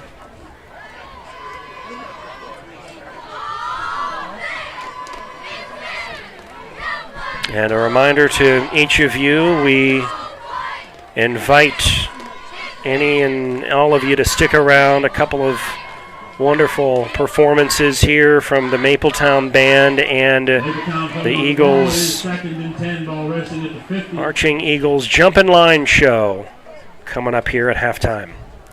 Venata in the gun. Pass again, going to throw right side. Oh, and hit hard is number 8, Matt Howard. Number 8 falls incomplete. That's right. With a hit. At the 50-yard line. Yeah, that was a big hit there from Bryce Wright. 3rd down, 10 to go. Nice looking ball from Venata, just a little high, and fortunately left Mapletown receiver out to dry a little bit. Howard, 5'8", 130 sophomore.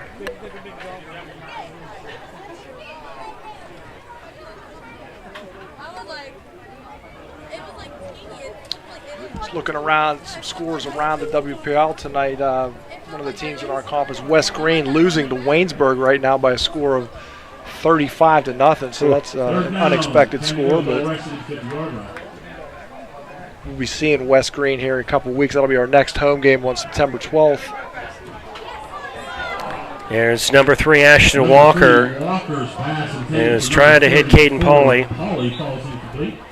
Incomplete. It's 4th down and 10 now for the Mapletown Maples.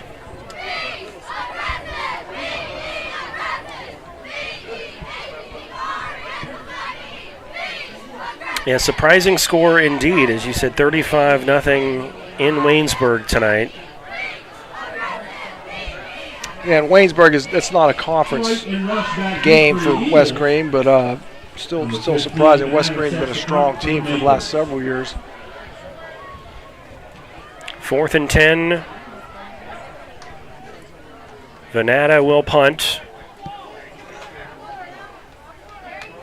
And this one is going to be killed right around the 26-yard line. So 24-yard punt for Venata and 1st and 10 Eagles. the Mapletown Maples.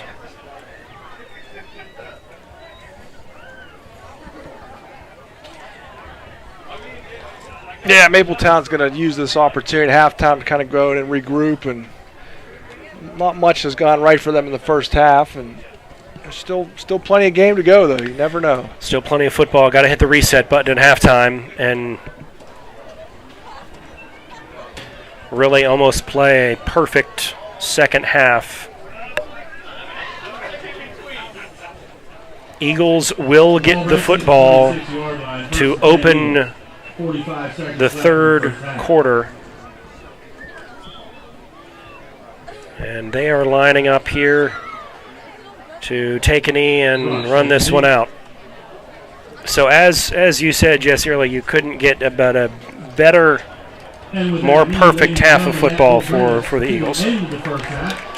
Yeah, I mean, just a great effort all the way around. The Eagles really did a real nice job at just controlling the line of scrimmage in that first half. They didn't really have to throw a pass till about the third drive.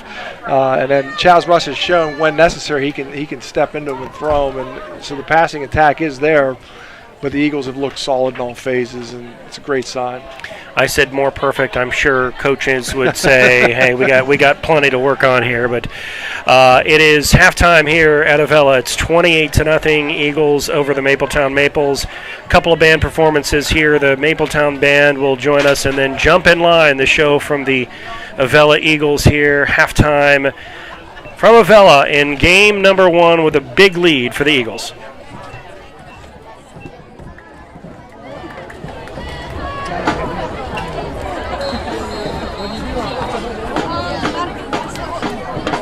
Ladies and gentlemen, get ready to turn up the heat. Please welcome to the field the pride of Mapletown, the Mapletown Extracurricular Middle and High School Band, under the blazing direction of Gianna Barrera and Diane Avery, with the driving rhythms led by percussion instructor Tim Dusenberry. The band is proud to present their sizzling halftime production, Fueled by Fire.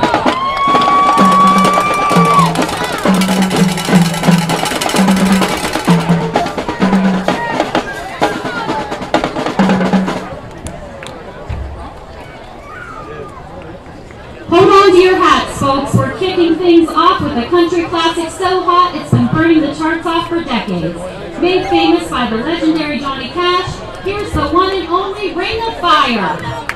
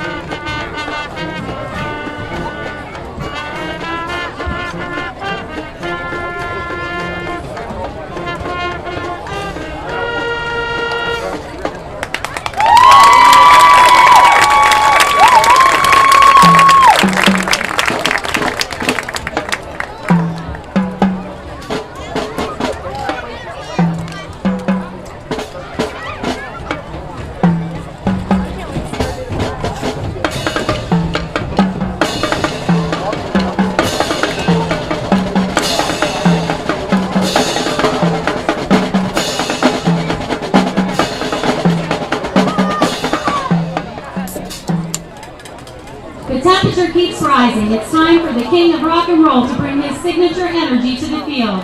Here's Elvis Presley's rockin' favorite, Burning Love.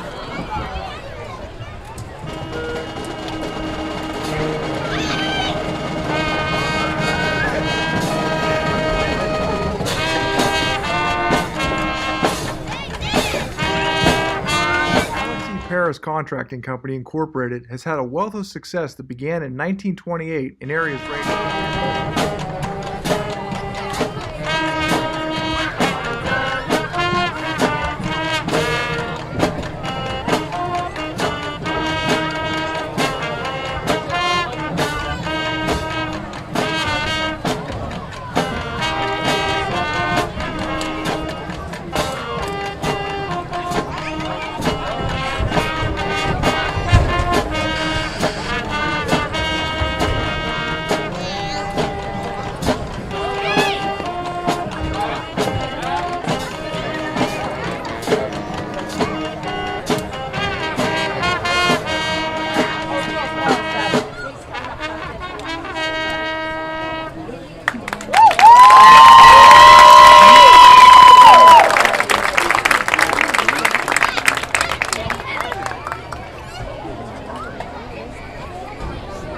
Now we're bringing this fiery show to a white-hot rock and roll explosion.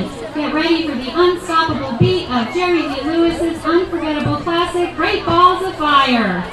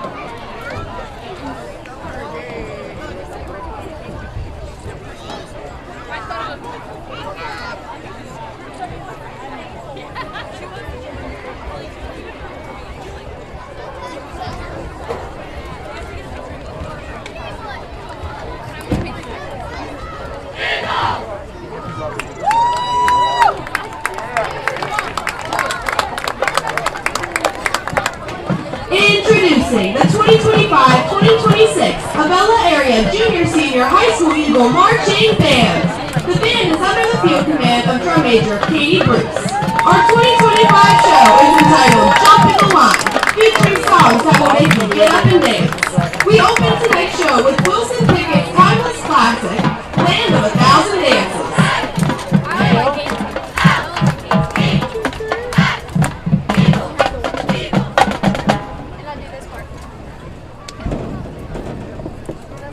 Katie Bruce, is your band ready?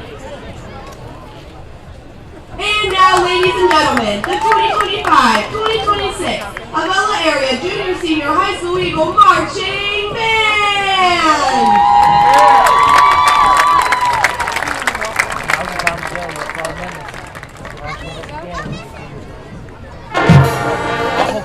I'll hold the seats. I need to get mine out. I see you with the kids over there.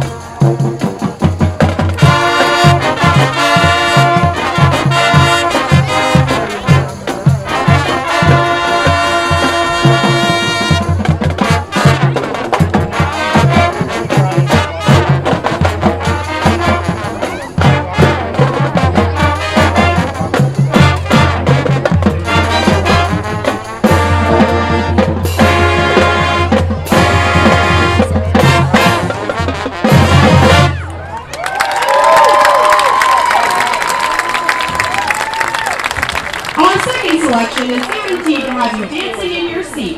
Please enjoy Cupid's 2007 hit, The Cupid Shuffle.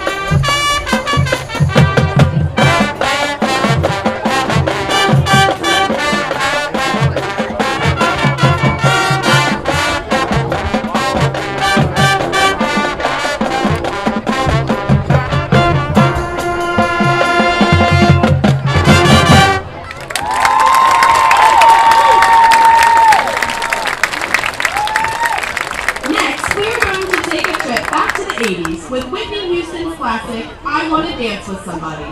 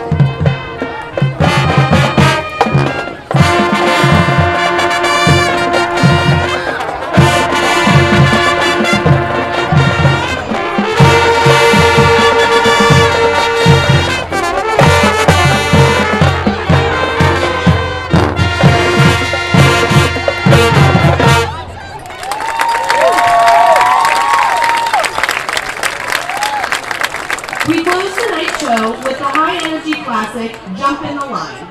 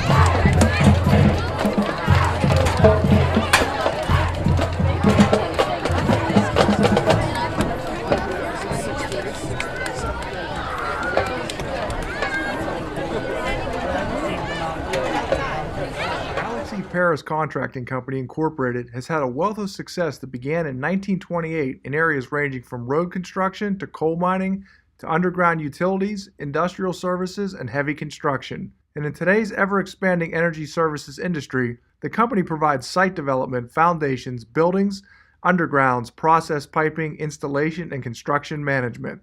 The future is bright for the company under the guidance of Alex E. Paris, CEO, and Timothy A. Paris, Vice President of Operations. One constant during the operation of the Alex E. Paris Contracting Corporation has been the company's commitment to hiring a professional, dedicated workforce. With today's continually evolving construction and energy climate, the company is dedicated to providing competitive wages and benefits and on enhancing employee skills through continual training and professional development. And whether working locally, regionally, or nationally, skilled workers are needed in a variety of areas. Join us and help to continue the rich tradition associated with Alex E. Paris Contracting Incorporated.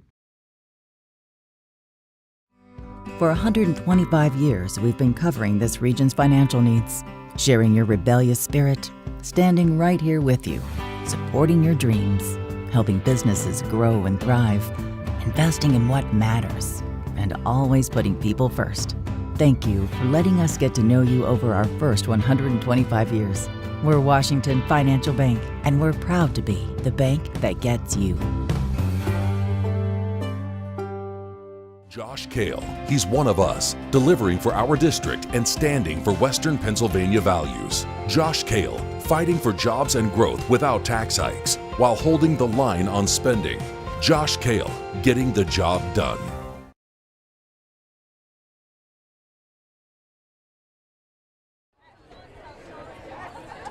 Ladies and gentlemen, it's 50-50 time. Get out that yellow ticket. 50-50.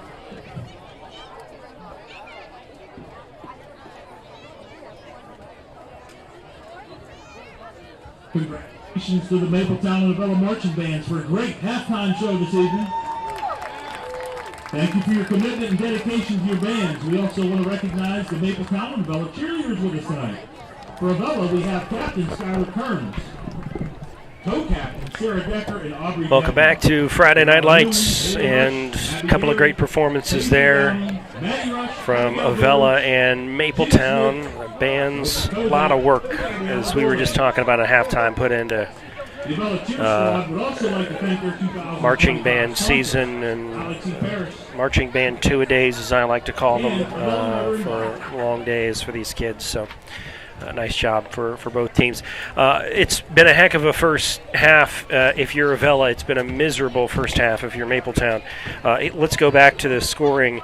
14-yard run for Noah Kimberlin with 2 minutes and 56 seconds left in the first quarter. Made this one a 7-0 game. Was then a 85-yard rush from Chaz Rush with 7 seconds left in the first quarter.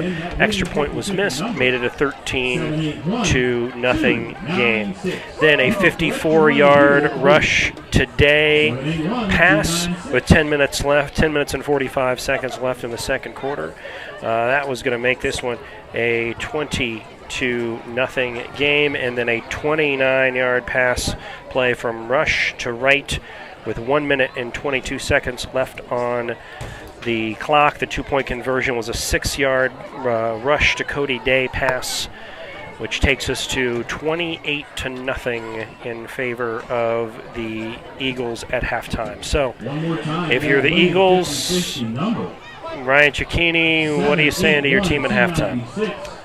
Well, it's a fresh slate at halftime. Obviously, you're up big. We don't want to come out sloppy and give Mapletown any chance to get back in this game. And I think for them, it's just working on their own stuff at this point. There's probably some plays, some wrinkles they want to try, some things they have the flexibility to try being up this big. And I think we'll see some of that. We may see some of the young guys as well as this game progresses, and it's an opportunity for them to get some minutes and some valuable playing time.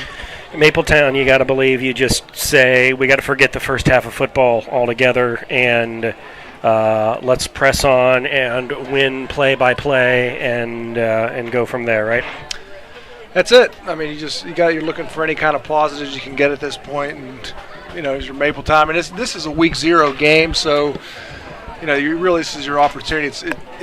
They're in our section, but this is a game where you're kind of just still trying things out, just kind of figuring everything out. So you can experiment a little bit, and we may see some different wrinkles when they come back later on this season. Well, we kind of saw that last year, just in terms of stats and the games, how they played out. A 20-6 victory for Mapletown against the Eagles in Mapletown in week 0, and then 6 weeks later the Eagles come back and hang 7 touchdowns on Mapletown with a 49-0 win in Mapletown. So we'll see what happens here in this one. 2 minutes and 35 seconds left until we get this thing kicked off for quarter number 3. We'll take a quick break and step aside. The second half is coming up from Avella. At 7 seconds left in the half. Pass, rush to right. 85-yard run, rush. Right with the kick after, no good for 6. At 10:45 in the third quarter, Rush today on a 46-yard pass. Right with the kick after, good. And at 1:22 left in the half, Rush to right, 29-yard pass. Rush pass today for the 2-point conversion, good for 8 points. Your scoreboard is Avella Eagles 28, Mapletown Maple 0 as we get ready to start the second half.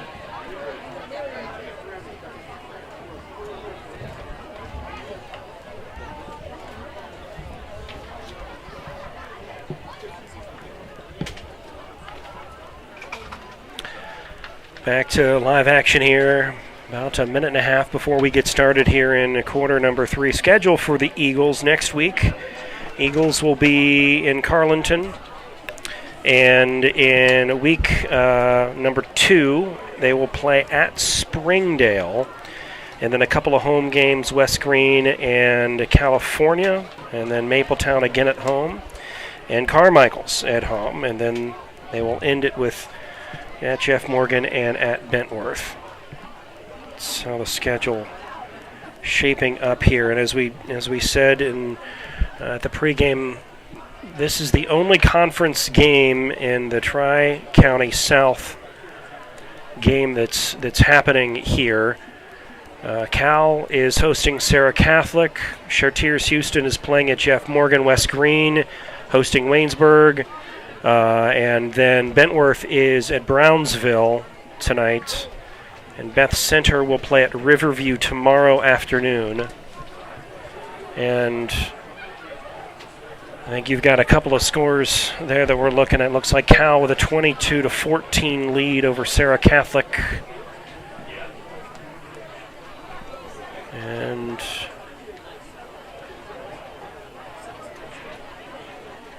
Washington with a 15-7 lead over McGuffey. Those of you interested in scores kind of around here. A 35-0 lead for Waynesburg and West Green, which was, I think, the surprising score earlier today.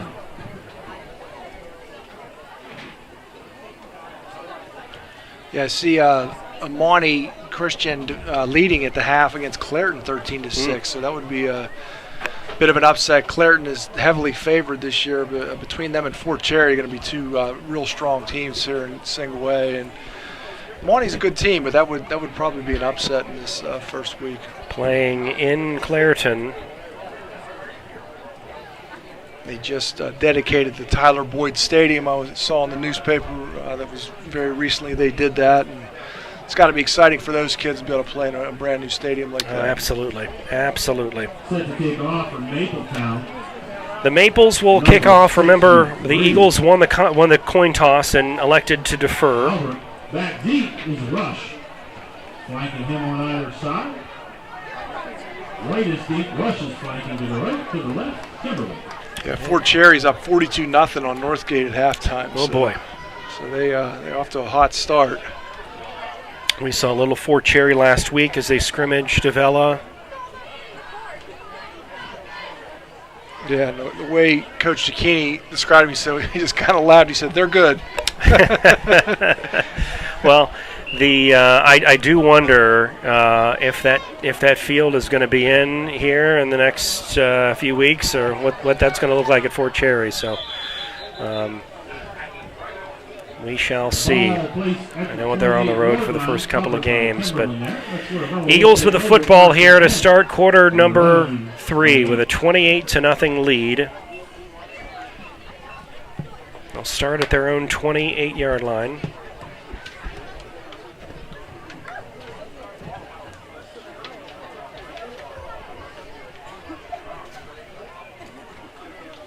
So it looks like most of the starters still in there from what I can tell.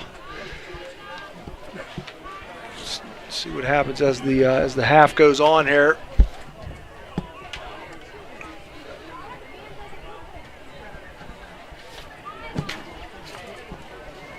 It's always something I forget every year. This year it was a flashlight. I always forget it gets dark in here.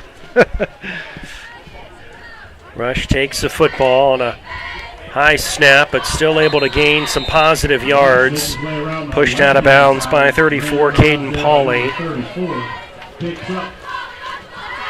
Breaking out the bifocals for the first time here. Been held off for many years, but I noticed last year I was having a hard time. I would be wearing the cheaters, and I'd look down at the roster, and I'd try to look up at the players, and it was blurry. And so now I, in theory, should be able to see long and short, but still kind of trying to work out the kinks here. My dad always told me it's a sign of wisdom when you have the cheaters. I've had the grace for quite a long time. So. Second down and 6. Next prescription's a cane or a seeing eye dog for you, huh? Is that right? Oh. Ball is loose. And it is recovered here by the Maples. So they will take over here. Let's watch this one more time if we can. Looks like they're going to place the ball at the 34-yard line. And see what happened in this play. Just doesn't look like the handoff ever happened between Rush and the running back. Yeah, tough start for the Eagles, but if you're Mapletown, that's exactly what you were looking for, is a chance to get back in this football game. Maybe that spark of energy here. Here's Venata, who's going to carry it across the 30, the 20, spinning at the 15, and out of bounds. They're going to call him out of bounds right around the 20-yard line. It's like Cody Day down on the sideline, slow to get up. Not what you want to see for the Eagles. Kind of walking gingerly back to the huddle. And he will stay in the game. Nope, he is going to come off. Yeah, that was probably the biggest play for Mapletown so far this game. Cody Klieg coming in. His replacement on defensive end. There's 3 with a carry, that's right. I'm sorry, that is Walker, not right. But that's an illegal shift against Mapletown, so that'll move them back 5. Back to the 25-yard line.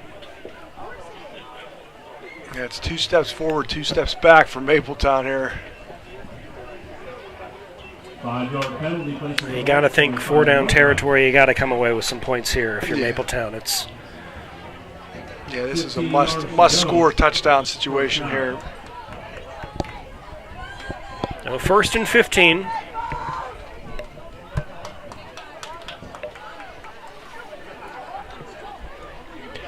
Mapletown's coach George Message been coaching over 4 decades here at the school, so he's got plenty of experience to draw on. We've seen some good Mapletown teams over the last 7 to 8 years as well. Right to Venata.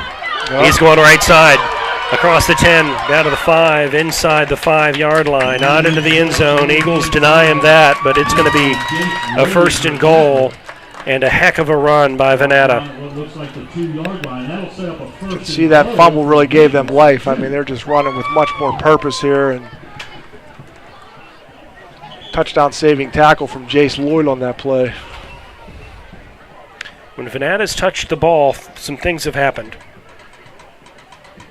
Positive yardage and a completed pass earlier, but we have not seen Venata take over in the quarterback spot as we have here this quarter. They're going to quarterback keeper, but that's not going to go anywhere.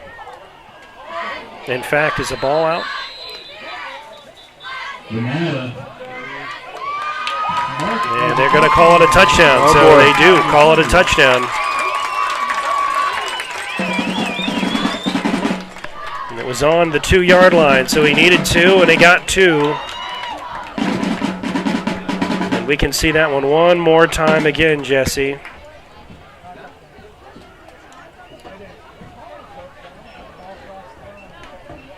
That was a touchdown for Venata. Venata just under his center, and they kept pushing, and he finally made it a second effort across the goal line. And the officials call that good. Well, great start for Mapletown. If you're Avella, this is some dangerous territory. You want to come out on your next drive and really just control the line of scrimmage and keep moving that ball, keep that Mapletown offense off the field. They're going to go for 2. This one tipped at the line of scrimmage. Walker wanted McKnight in the end zone, but a couple of Eagles there jumped up. And it looks like that was 55. Cody Klieg maybe disrupting that, or 59 Sawyer Kramer, I couldn't tell. One of them got their hands up and denied Mapletown the extra point. So 10:27 left. 3rd quarter, Eagles 28, Maples 6. Timeout. Kale, he's one of us, delivering for our district and standing for Western Pennsylvania values. Josh Kale, fighting for jobs and growth without tax hikes, while holding the line on spending. Josh Kale, getting the job done. Alex E. Paris Contracting Company Incorporated has had a wealth of success that began in 1928 in areas ranging from road construction to coal mining to underground utilities, industrial services, and heavy construction. And in today's ever-expanding energy services industry, the company provides site development, foundations, buildings, undergrounds, process piping, installation, and construction management. The future is bright for the company under the guidance of Alex E. Paris, CEO, and Timothy A. Paris, Vice President of Operations. One constant during the operation of the Alex E. Paris Contracting Corporation has been the company's commitment to hiring a professional, dedicated workforce. With today's continually evolving construction and energy climate, the company is dedicated to providing competitive wages and benefits and on enhancing employee skills through continual training and professional development. And whether working locally, regionally, or nationally, skilled workers are needed in a variety of areas. Join us and help to continue the rich tradition associated with Alex E. Paris Contracting. Halbert to kick this one off. Oh, it's on the ground. And it's on the ground, and Eagles fortunately coming away with it. That's Sawyer Kramer diving on it. And the Eagles fortunate there.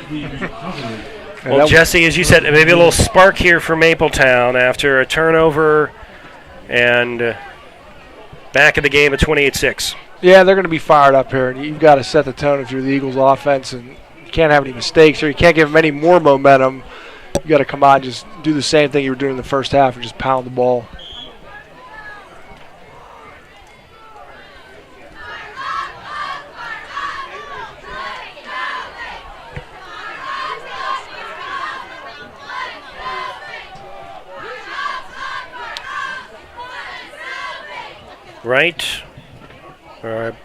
Rush, pardon me. The cornerback keeper across the 50, pushing to the 45-yard line. This is going to be enough for a first down. Great start for the Eagles offense there. Wonder if we got a cramp out here. It's hard to tell. Young man went down pretty quick, and they're trying to stretch that leg out. Yeah, they're calling for water.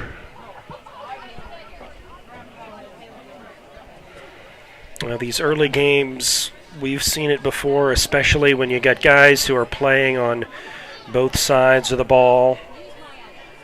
And especially right after halftime, maybe you've sat down for a little bit, air-conditioned locker room.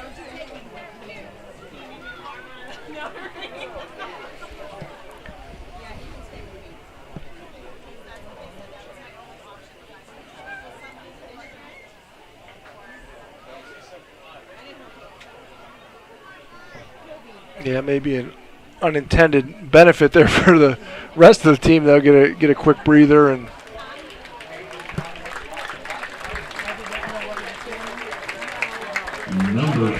it's Caden Lotspeech, 5'9", 235 junior, able to walk off the field under his own power.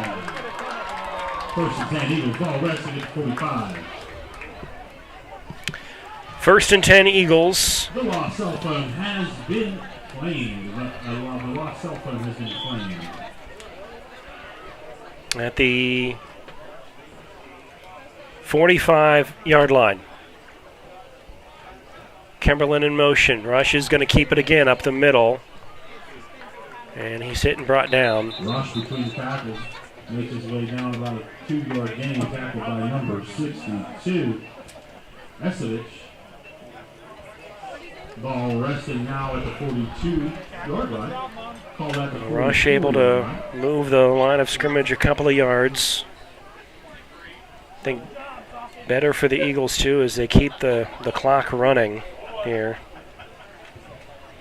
On a 28-6 lead. A lot of football left to be played. Yeah, we still got a lot of time. Like you said, you want to run some clock, or even if you don't score, just run as much clock as possible. And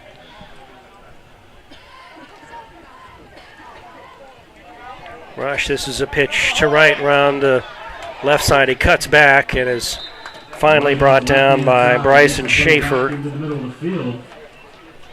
Nice run there from Bryce, right? Very decisive, cutting that ball up the field. Tackle credited to number 71, Schaefer on the play.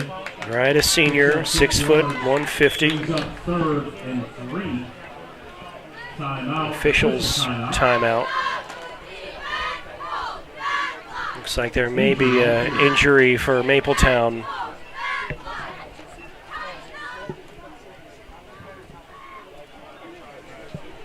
And while they tend to, Mapletown will step aside after these messages. For 125 years, we've been covering this region's financial needs, sharing your rebellious spirit, standing right here with you, supporting your dreams, helping businesses grow and thrive, investing in what matters, and always putting people first. Thank you for letting us get to know you over our first 125 years. We're Washington Financial Bank, and we're proud to be the bank that gets you. Josh Kale, he's one of us, delivering for our district and standing for Western Pennsylvania values. Josh Kale, fighting for jobs and growth without tax hikes, while holding the line on spending. Josh Kale, getting the job done.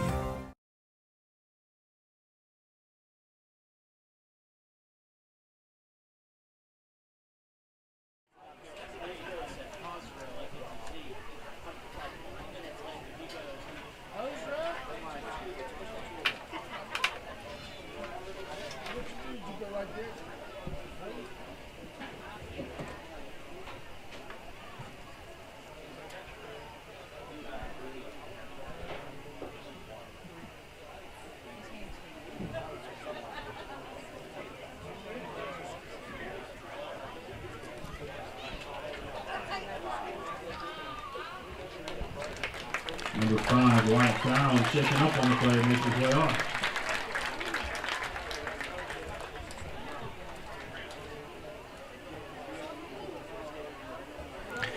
Eight minutes and 52 seconds left in quarter number 3. Wyatt Downs is walking off gingerly, not really putting much pressure on that right leg. Downs is 5'10", 170 senior wide receiver and a defensive back. A big third down here for the Eagles, though. Third and a long 3.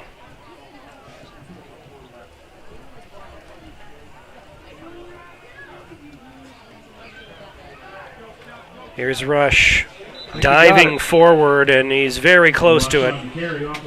Look like at the 35-yard line. The marker is right there at the 35. I got to believe he's going to have himself a first down.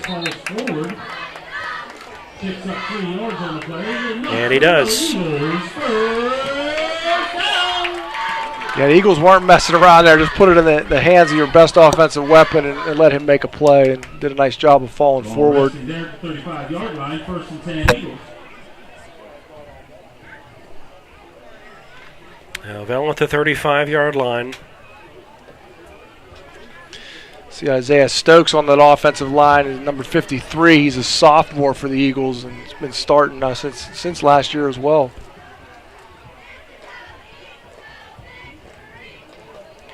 On 1st and 10, right in motion, but they hand it to Kimberlin to the backfield. He's across the 30-yard line. Brought down by McKnight. Venata was there as well, but call it about 70 yards. Second down, 2-3 yards coming up. Yeah, nice run there from Kimberlin. He just got right to the hole, right downhill, and puts the Eagles in a good spot here on second down. Second and 3. They need to get to the 25-yard line.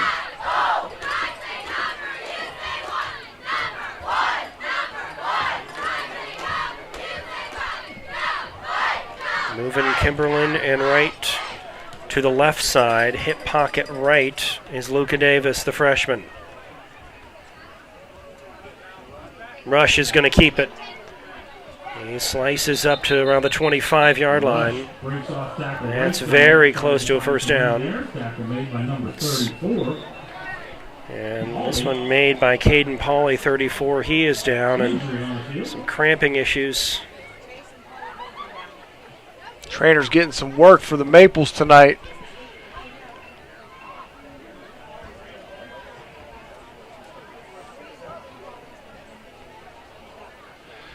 Yeah, I'll tell you, playing defense, especially on the defensive line, I mean, it's just a lot of work. I mean, when you're on offense, you know what play's coming. You're on defense, you're reacting. You're trying to slow them down. I mean, it takes a lot of energy, and you're going to maybe see some of these cramping issues here continue in the second half. Yeah, as we've said, it's so hard on these guys to play both sides of a football, but when your rosters are where they are with 20-some guys or high teens, it's everyone's pretty much playing both sides of the football. And warm night, we started in the 80s. It's cooled off a bit since then, but this is week 0 action, and not everyone used to football. Let's take a quick break here and step aside. Again, Avella wants to thank all of its sponsors here. Alex E. Paris Contracting, Robert Vetterall, Washington Financial Bank, and by the Rail Yard Venues, and by Frank Freno at the Welding Equipment and Repair Service, by Citizens for Josh Kale. For 125 years, we've been covering this region's financial needs, sharing your rebellious spirit, standing right here with you, supporting your dreams, helping businesses grow and thrive, investing in what matters, and always putting people first. Thank you for letting us get to know you over our first 125 years.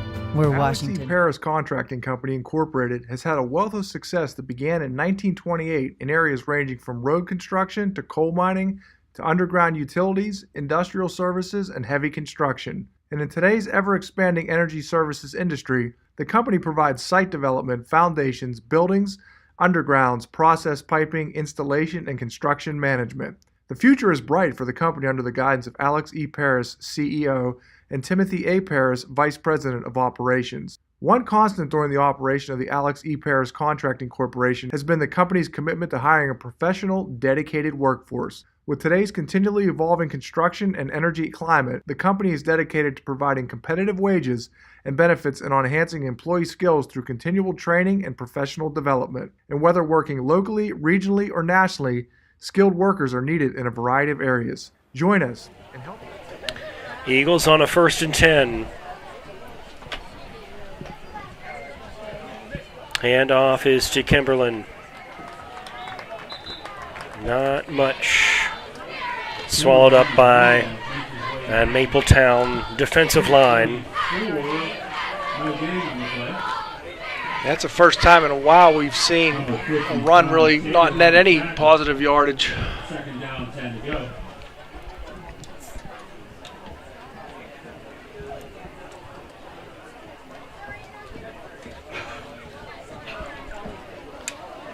Had some fun today at the pep rally at the school. The football team was challenging the cheerleaders, and they had some pom-poms. They had to pass them using only their feet. Oh boy! Over top of, like, kind of laying down over top of the back of their head. That was a pretty exciting challenge. Here's Rush. As across the 25-yard line, but not much more than that. A couple of yards on the gain. It's going to be 3rd and long here for the Eagles. And just when the kids finally got the hang of it, they introduced a second pom-pom to each side. Things really got crazy. You got to keep them moving, right? That's.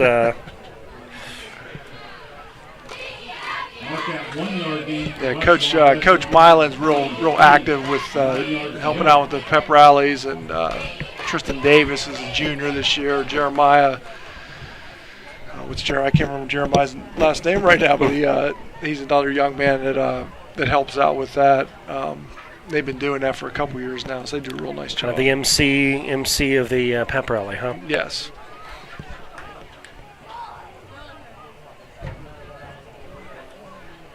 Eagles need about 9 yards, 8 to 9. And a penalty flag has come through, and it's Mapletown was pointing towards Avella. Flag on the play. And this may be, if it is on Avella, it's 3rd and 14 coming up for the Eagles. This game has really slowed down in this third quarter. It has, hasn't it? Kind of flew through that first half, and a lot of injuries and some penalties here, kind of slowing the pace a little bit in the third quarter.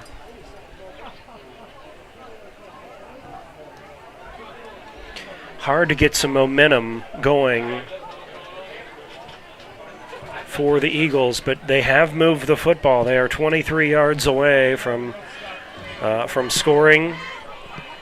They did turn the football over, kind of a botched handoff early in the third, which gave Mapletown the football, and eventually Venata took it in for a 2-yard quarterback keeper.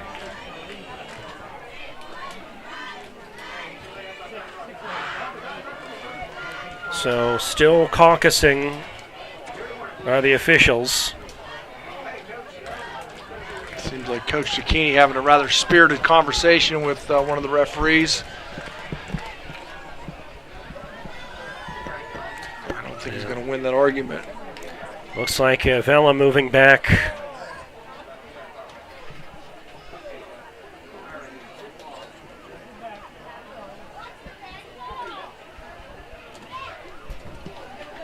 Some of the fans getting a little restless. I heard somebody say, "Hike the ball." We've had some stoppages, and finally a false start call on Avella. We'll mark it off 5 yards, 3rd and 14 coming up from the 28. 5-yard penalty, 3rd down, 13 to go.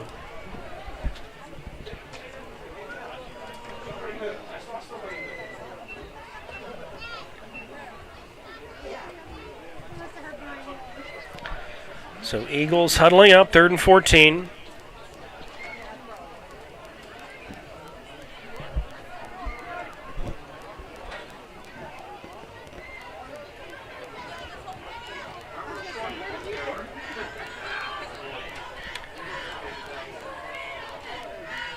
Rush in the shotgun. Got some time. Nice 7-step drop, going to throw a screen pass to Kimberlin. He's got it, and he's got some room. To the 10, to the 5, end zone, touchdown Eagles. What a pass, what a play. How about that?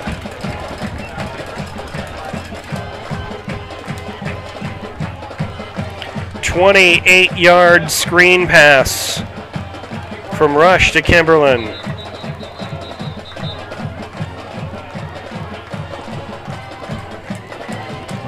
Official timeout. Injury on the field.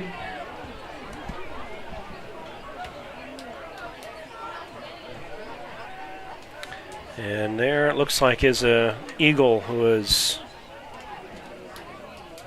down. Big drive there from the Eagles, really regaining control of this game and kind of erasing any doubt about who's in charge moving forward. It felt slow and methodical, but I think with just many penalties and stoppages in play for injury timeouts, it's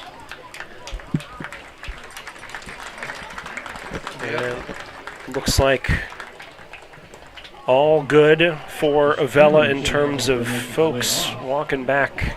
After the 28-yard pass. A 28-yard pass. Rush to Kimberlin. Let's see about the extra point here.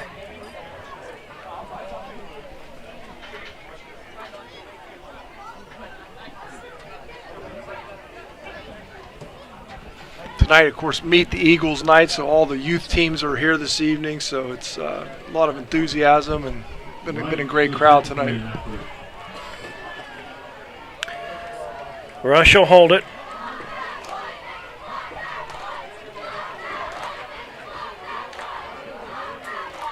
And Wright will kick it. It is up, and it is... They're looking at each other, caucusing, and they're going to call it good.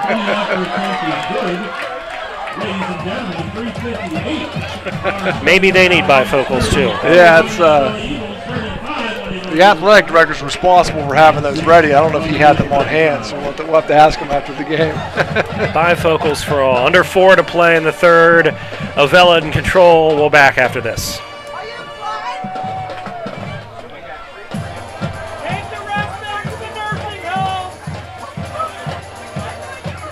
There's his touchdown one more time. Screen pass, Kimberlin cuts back, and it's all Kimberlin from there.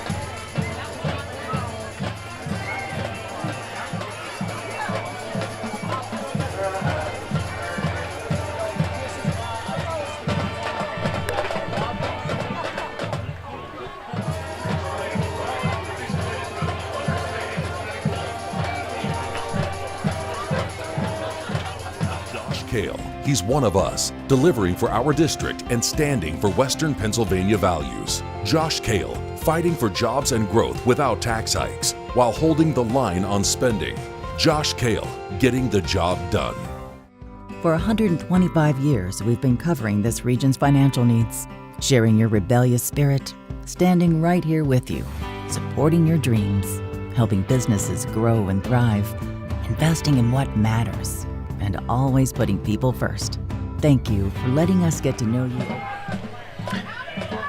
3:58 left, third quarter, and Crago lining this one up to kick it deep.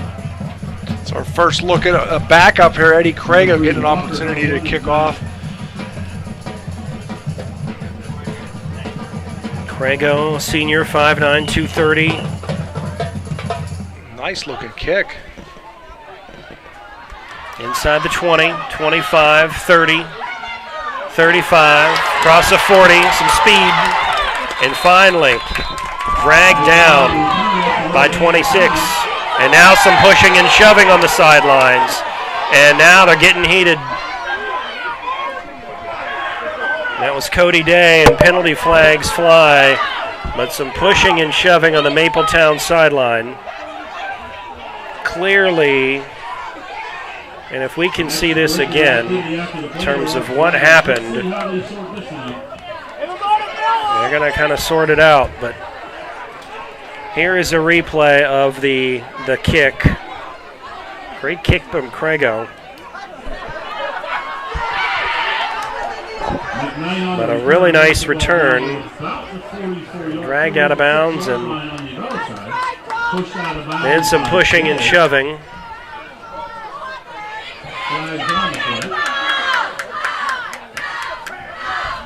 Yeah, just some penalty flags coming in after that. So let's see what happens, and let's have the officials unpack this one.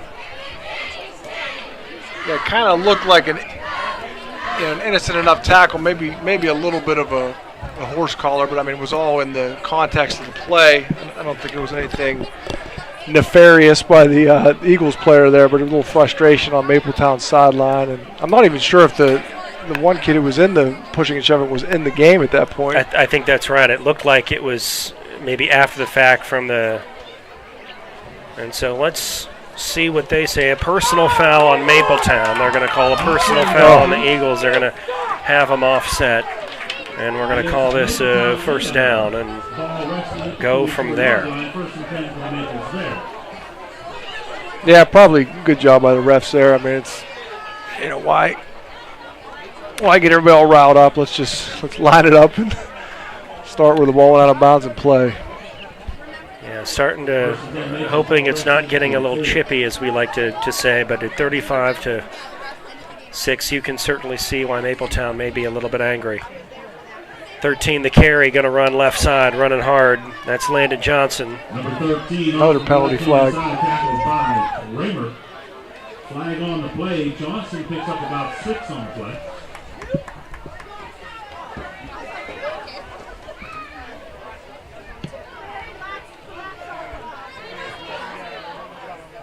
Landon Johnson getting a lot of work there from that wing position.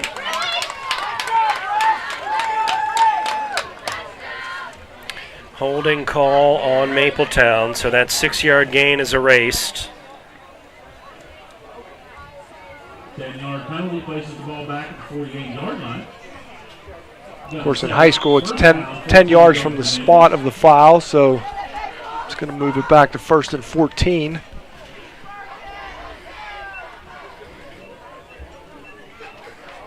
And on the Avella side of the field at the 48-yard line. Clock working against Mapletown at this moment.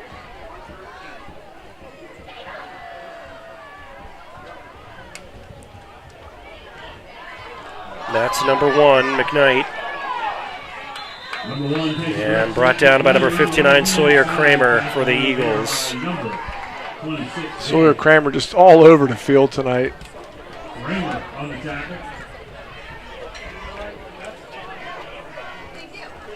Now, second down coming up in about 11 yards. 3-yard pickup on the play, places the ball at the 45-yard line. Second down, 11 to go.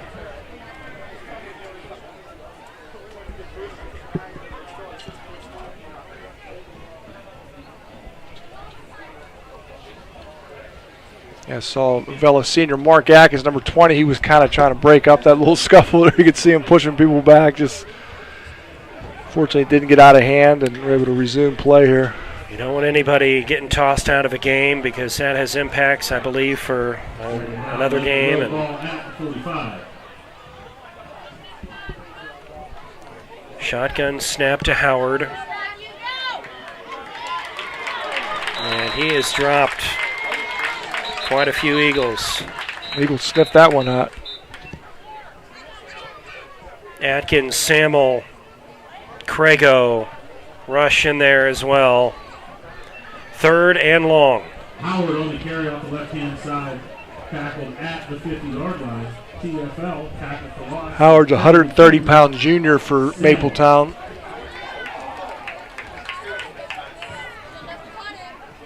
Saw it was Landon Johnson running over to the side there to get the play.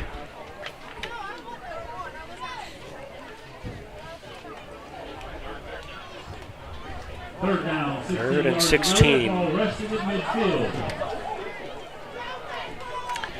Whatever your best 3rd and 16 play is, we're going to see it, I have a feeling.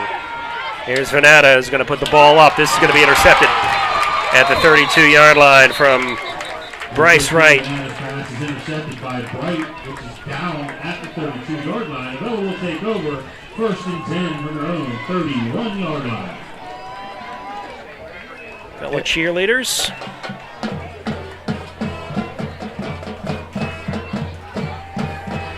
Yeah, that play was kind of doomed from the start there. It was, I think, just at that point, you're just trying to make a play, and a little bit of a miscommunication there between the quarterback and receiver, and works out for the Eagles. Kind of a pop fly there for Bryce Wright to pull it in.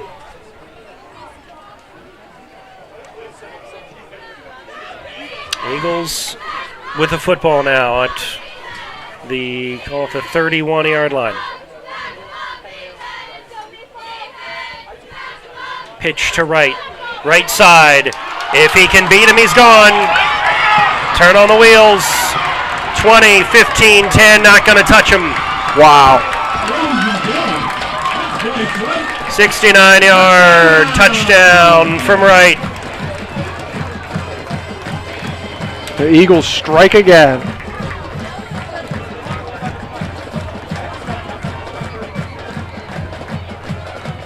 Let's watch this one more time.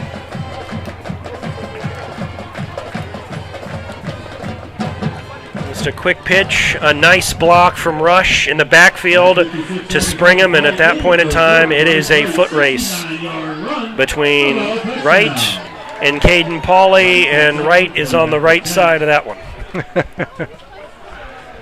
Yeah, it looked like he might get tracked down. He did a nice job there at the end, kind of turning toward the sideline and put a little space between him and the defender. And just a great play from the Eagles all the way around. Rush sets up for the point after 10.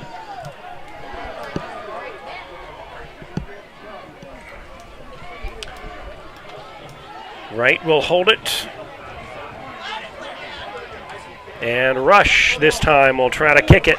Ooh. And it is up, and it is no good. Point after attempt is no good. Ladies and gentlemen, 56 seconds left in the penultimate of this one, and it is all Eagles. Timeout from Avella High School.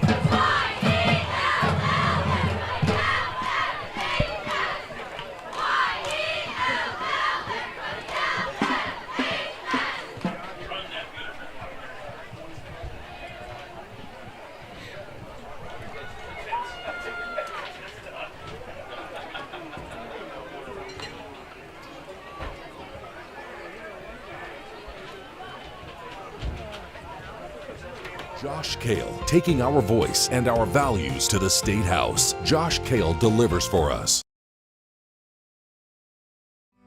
For 125 years, we've been covering this region's financial needs, sharing your rebellious spirit, standing right here with you, supporting your dreams, helping businesses grow and thrive, investing in what matters, and always putting people first. Thank you for letting us get to know you over our first 125 years. We're Washington Financial Bank, and we're proud to be the bank that gets you.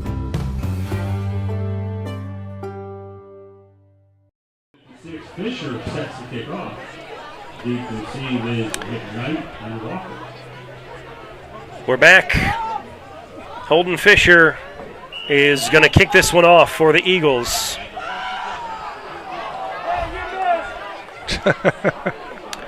And that is not going to go the requisite yards needed, and Mapletown will have it first down and 10.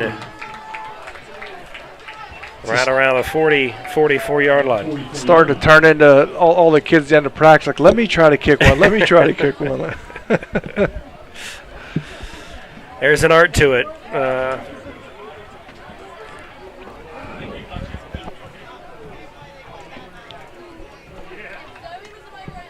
Looks like we might have one or two backups in here for the Eagles. See, maybe not. It's Caden Arquini on the line, number 66. 280 pounds, sophomore.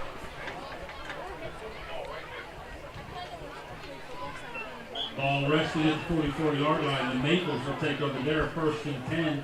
Mapletown.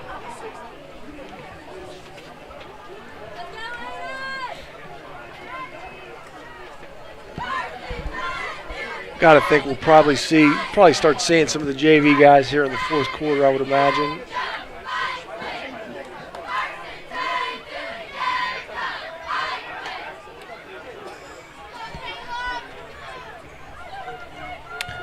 First down and 10.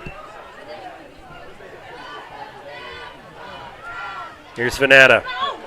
He's going to step up. He's going to run with it. Across the 30. Lowers the shoulder and out of bounds. Driven out of bounds, though, by Bryce Wright from the Eagles.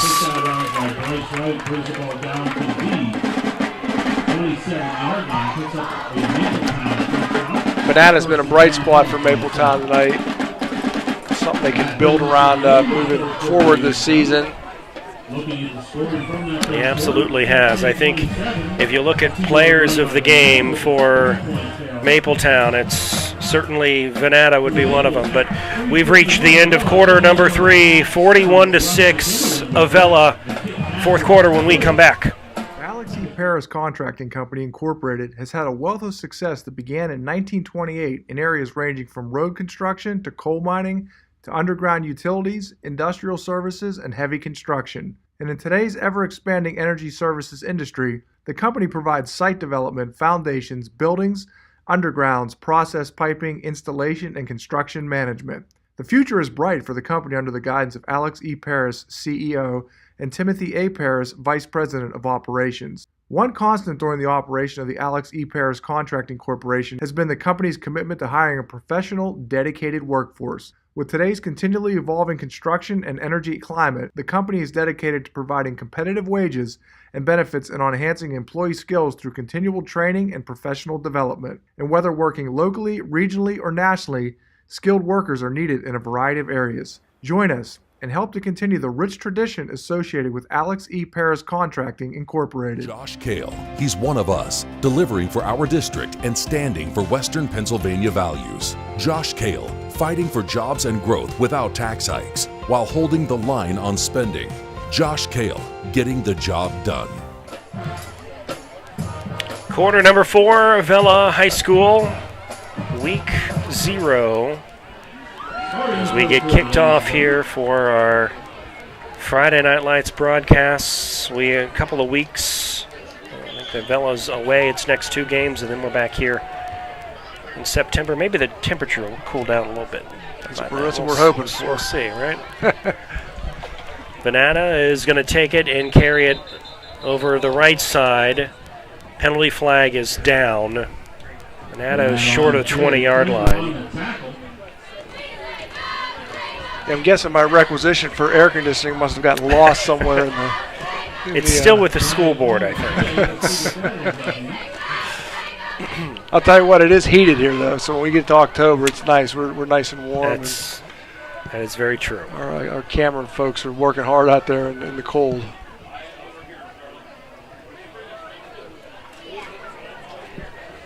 Chop block on the Maples, which will nullify that run.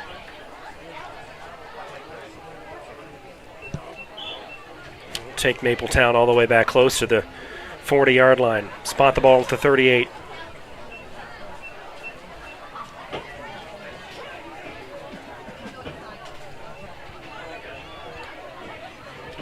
Clock moving here in the fourth quarter.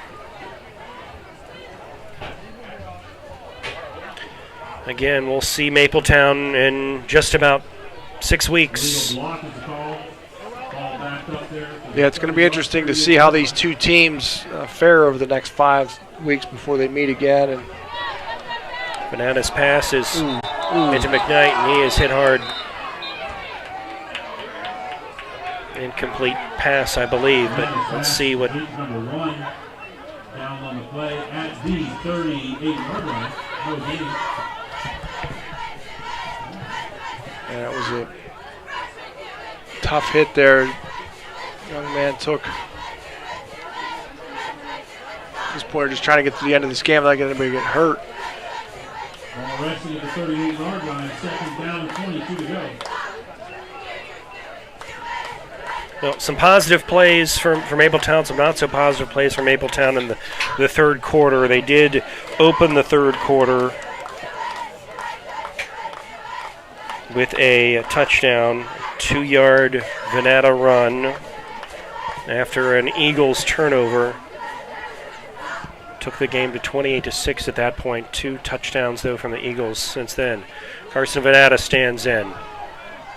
He throws, it is caught. Around the 32-yard line. Looks like it's picked up by McKnight.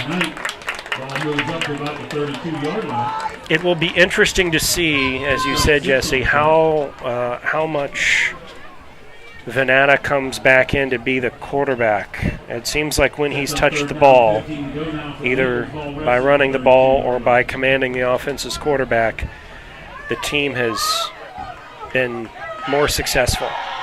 Yeah, just much more of a flow to the Mapletown offense, and you can see he has a nice command of the huddle and the flow of the game in general. But it just seems like things run much more smoothly when they stick with him for the most part. So Venata is in there. Walker to his right. He is going to put the ball in the air, and it's going to be picked off again by Bryce Wright. Another interception by Wright. Bryce Wright having himself a career game tonight. Have yourself a day. It's the second interception for Bryce Wright, and also had that 69-yard touchdown run, so he's having a big game tonight.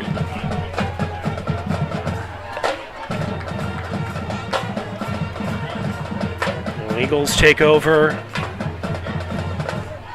the 20-yard line. Here's this interception one more time. So Venata steps up under pressure, and again, just trying to get it up there to McKnight. Yeah, I mean, the pressure made a big difference in that play there, and Bryce Wright, I think, was the beneficiary of about 5 or 6 Avella defenders around quarterback Venata there, and it should about wrap things up here for the Eagles. Well, recapping some scoring plays here while we have a moment. First scoring play, 14-yard. Noah Kimberlin touchdown came with 2:56 left in the first quarter, took that to 7-0. Then an 85-yard run by Rush with 7 seconds left in the first quarter. Extra point was missed, 13-0. A 54-yard pass from Rush to Cody Day with 10 minutes and 54 seconds left in quarter number 2, took it to a 20-0 game, and then a 29-yard pass from Rush to Wright with 1 minute and 22 seconds, in that second quarter. 2-point conversion was Rush to Cody Day, a 6-yard 2-point conversion after some penalties, a 28-0 score. That was halftime. Eagles came out, fumbled the football early in the third. Mapletown was able to drive it in. Venata, a 2-yard touchdown scamper. Extra point was missed, taking it to 28-6.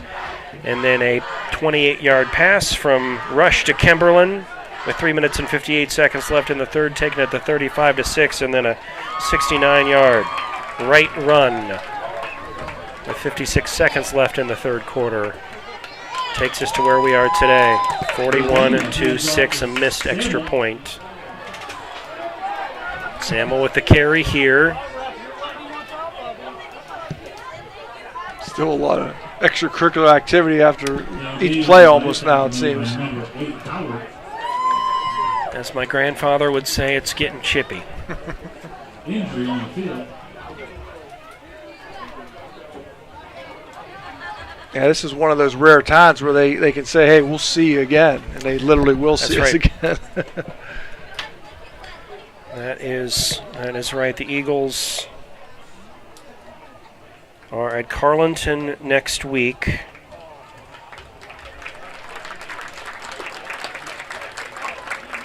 Carlinton was at Carrick tonight. Yeah, the schedule is interesting for the Eagles. Again, they've got 2 road games next, Carlinton and Springdale, and then they're back home for the next 4. And then they finish the season with 2 more road games at Jeff Morgan, and I'll wrap it up at Bentworth. But they will see West Green, California, Mapletown, and Carmichael's all here.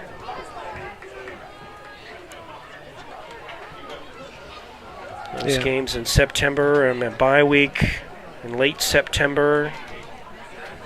And then the 2 Mapletown and Carmichael's games in early October. Under 8 and running, 41-6 game. Fumbled snap. And Eagles able to dive on it. Fumbled snap, Urbania recovers in the middle. Yeah, Jeff Morgan looking like the class of the section again this year.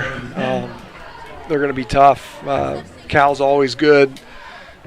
Teams like West Green, Carmichael's will be good. Those are going to be some key games for the Eagles. They'll try to pick those up, and it's definitely an Eagles team. It looks like it can make some noise this year. We did see backup Johnny Urbania, freshman, in there commanding the offense.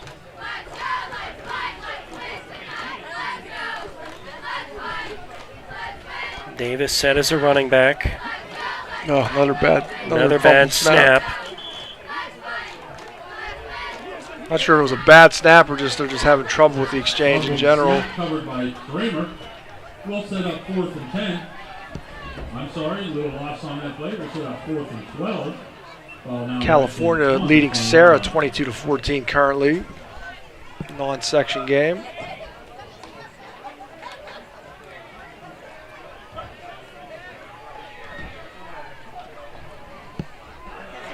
Fourth down and 12. Right back to punt. Right in there to punt this football away.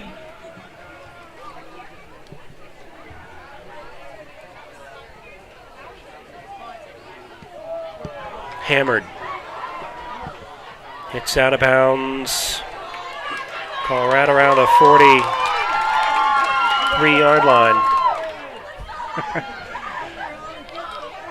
The Mapletown cheerleaders threw that ball back. Pretty strong throw from the sideline there. So all our teammates were cheering her on, and a little bright spot there for Mapletown. Injury on the field here. Looks like hopefully it's just a cramp. Let's take a quick break and be right back after these words. For 125 years, we've been covering this region's financial needs, sharing your rebellious spirit, standing right here with you, supporting your dreams, helping businesses grow and thrive, investing in what matters, and always putting people first. Thank you for letting us get to know you over our first 125 years. We're Washington Financial Bank, and we're proud to be the bank that gets you. Josh Kale, he's one of us, delivering for our district and standing for Western Pennsylvania values. Josh Kale, fighting for jobs and growth without tax hikes, while holding the line on spending. Josh Kale, getting the... Yeah.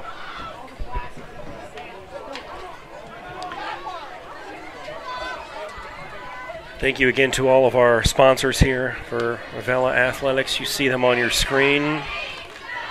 We'll see them all season long. Again, thank you so much. 35-yard kick for the Eagles. Right, walking off onto his own power. I think probably just a cramp as we looked at the replay here in the booth. It was not hit, but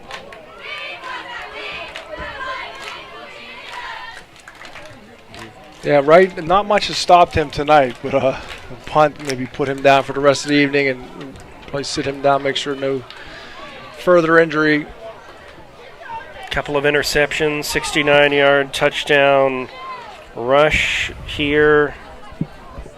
Caught a 29-yard pass.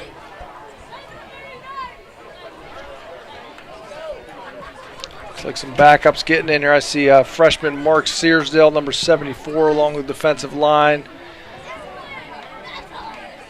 Braden Weaverling, 86, coming in. We've called subbing out 55, Cody Klieg, or moving at least Klieg on the other over to the other side. Yeah, we've seen Klieg a couple times already tonight, but he's going to pick up these last few minutes here.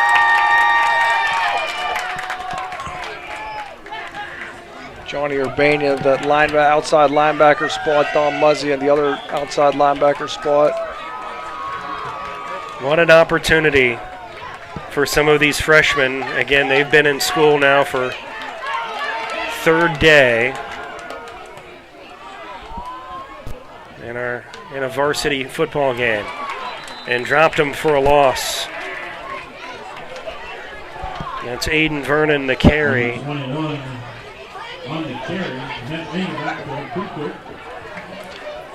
Looks like another different quarterback in there for Mapletown, number 18. I don't see that on the roster. No gain on the play. Second down and 10 to go from the 45.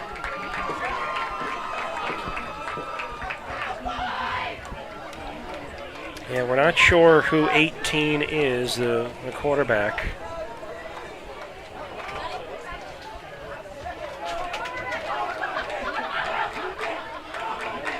If you get the Brady Butch reference, we'll just call him George Glass. Second down and 10. The pitch. Oh, boy. Uh-oh. Uh-oh. Hello. Number 5 coming through. It's Johnny Urbania. Vernon takes the pitch off the right-hand side net, way deep in the backfield by Urbania. Loss on the play, sets up third. A major loss on the play here for the Mapletown.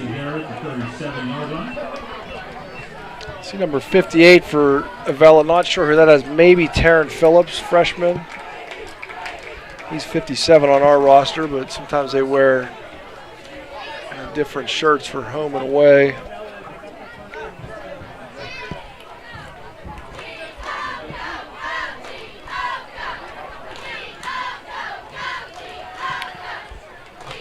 A lot to build on for Mapletown, but I think for Avella, this is a lot of hope too. Timeout, officials timeout. Official timeout.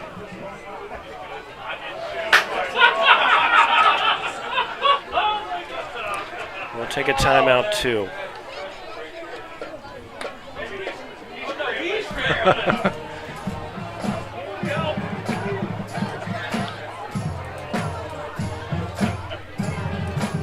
Alex E. Paris Contracting Company Incorporated has had a wealth of success that began in 1928 in areas ranging from road construction to coal mining to underground utilities, industrial services, and heavy construction. And in today's ever-expanding energy services industry, the company provides site development, foundations, buildings, undergrounds, process piping, installation, and construction management. The future is bright for the company under the guidance of Alex E. Paris, CEO, and Timothy A. Paris, Vice President of Operations. One constant during the operation of the Alex E. Paris Contracting Corporation has been the company's commitment to hiring a professional, dedicated workforce. With today's continually evolving construction and energy climate, the company is dedicated to providing competitive wages and benefits and on enhancing employee skills through continual training and professional development. And whether working locally, regionally, or nationally, skilled workers are needed in a variety of areas. Join us and help to continue the rich tradition associated with Alex E. Paris Contracting Incorporated.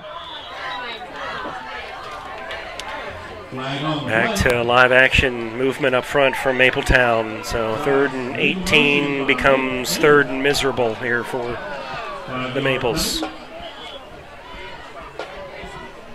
Checks up 3rd and 23 to go.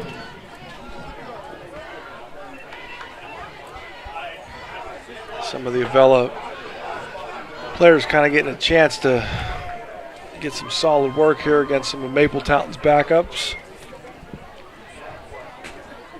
You can just see some of these JV guys getting just the change in speed, how fast the plays develop, and they'll get there, but still kind of working on it at this point. The 32-yard line. It's like a quarterback keeper from number 18. This is going to move the football up to around the 35-yard line.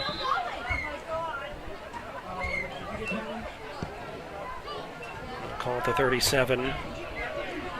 A gain of 5 there for Mapletown, and it's 4th and long. Number 18, quarterback sneak for the Maples, makes his way up about 5 yards, sets up 4th and long for the Maples.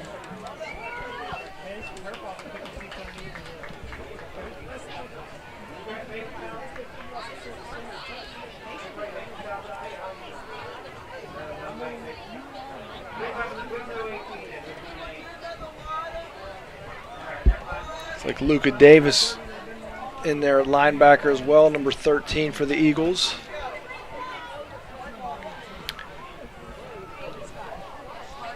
Looks like the freshman here, Johnny Urbania, we've called his name, both quarterback, and had a nice tackle earlier. Luka Davis called his name.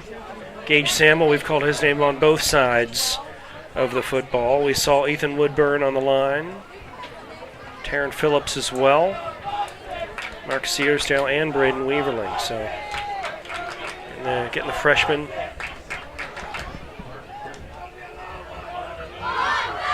Some reps here. 18 the carry, fumble the ball, and it's recovered by Luka Davis.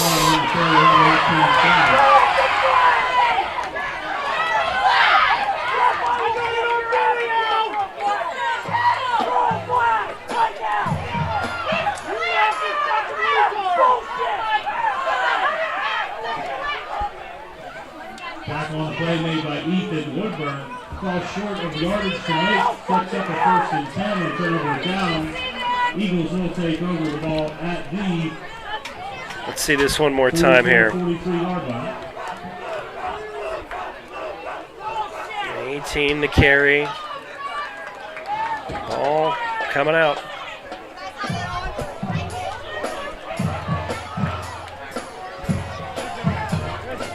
Pretty clear fumble.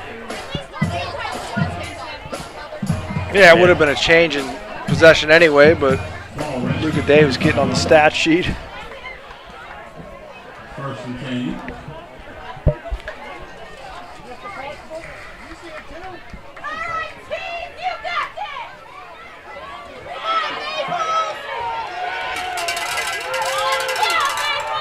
Wind the clock, and the best formation in football. And a timeout, Mapletown.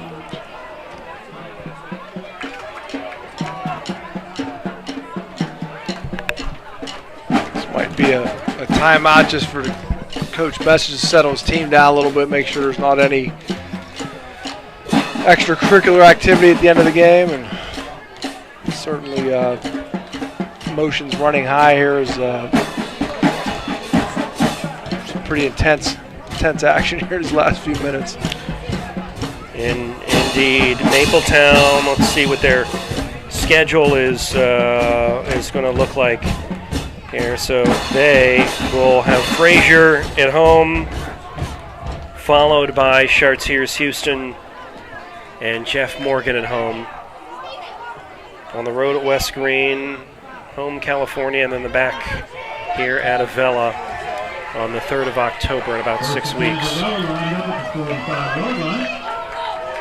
Victory formation for the Eagles, and it's been, Jesse, a pretty dominant performance here. Both first half, 28-0 halftime score, and then maybe a little hiccup there in the third quarter, but other than that, it's been all Avella. Yeah, I mean, Avella came out to play tonight. I mean, they were well prepared. Just a lot of nice new wrinkles in that offense, running that wing tee, but also, running out of the shotgun. And didn't see a pass for quite a while, but once we did see passes, I mean, Chaz Rush has really settled into that role. His third year as a starting quarterback, and some real nice balls downfield. Cody Day with that real nice 54-yard touchdown catch, broke a tackle. Same thing with Bryce Wright on his long touchdown run. So just a great showing by the Eagles, and something to definitely build on moving forward. As we said, they will have Mapletown back here at home on October the 3rd. Second to last game for both of those teams, and so we'll see them again then. Your final score tonight from Avella, a dominant performance by the Eagles, 6 touchdowns, 41-6 against Mapletown. Jesse, so fun. Let's do this again in 2 weeks or 3 weeks. What do you say? Sounds like a plan, partner. Until then, final score 41-6. Avella with the win. They go to 1-0. They get the first conference win. And again, we'll see Mapletown again in about 6 weeks. Until we meet again for another broadcast here by Avella Athletics. We'll see you in 3 weeks.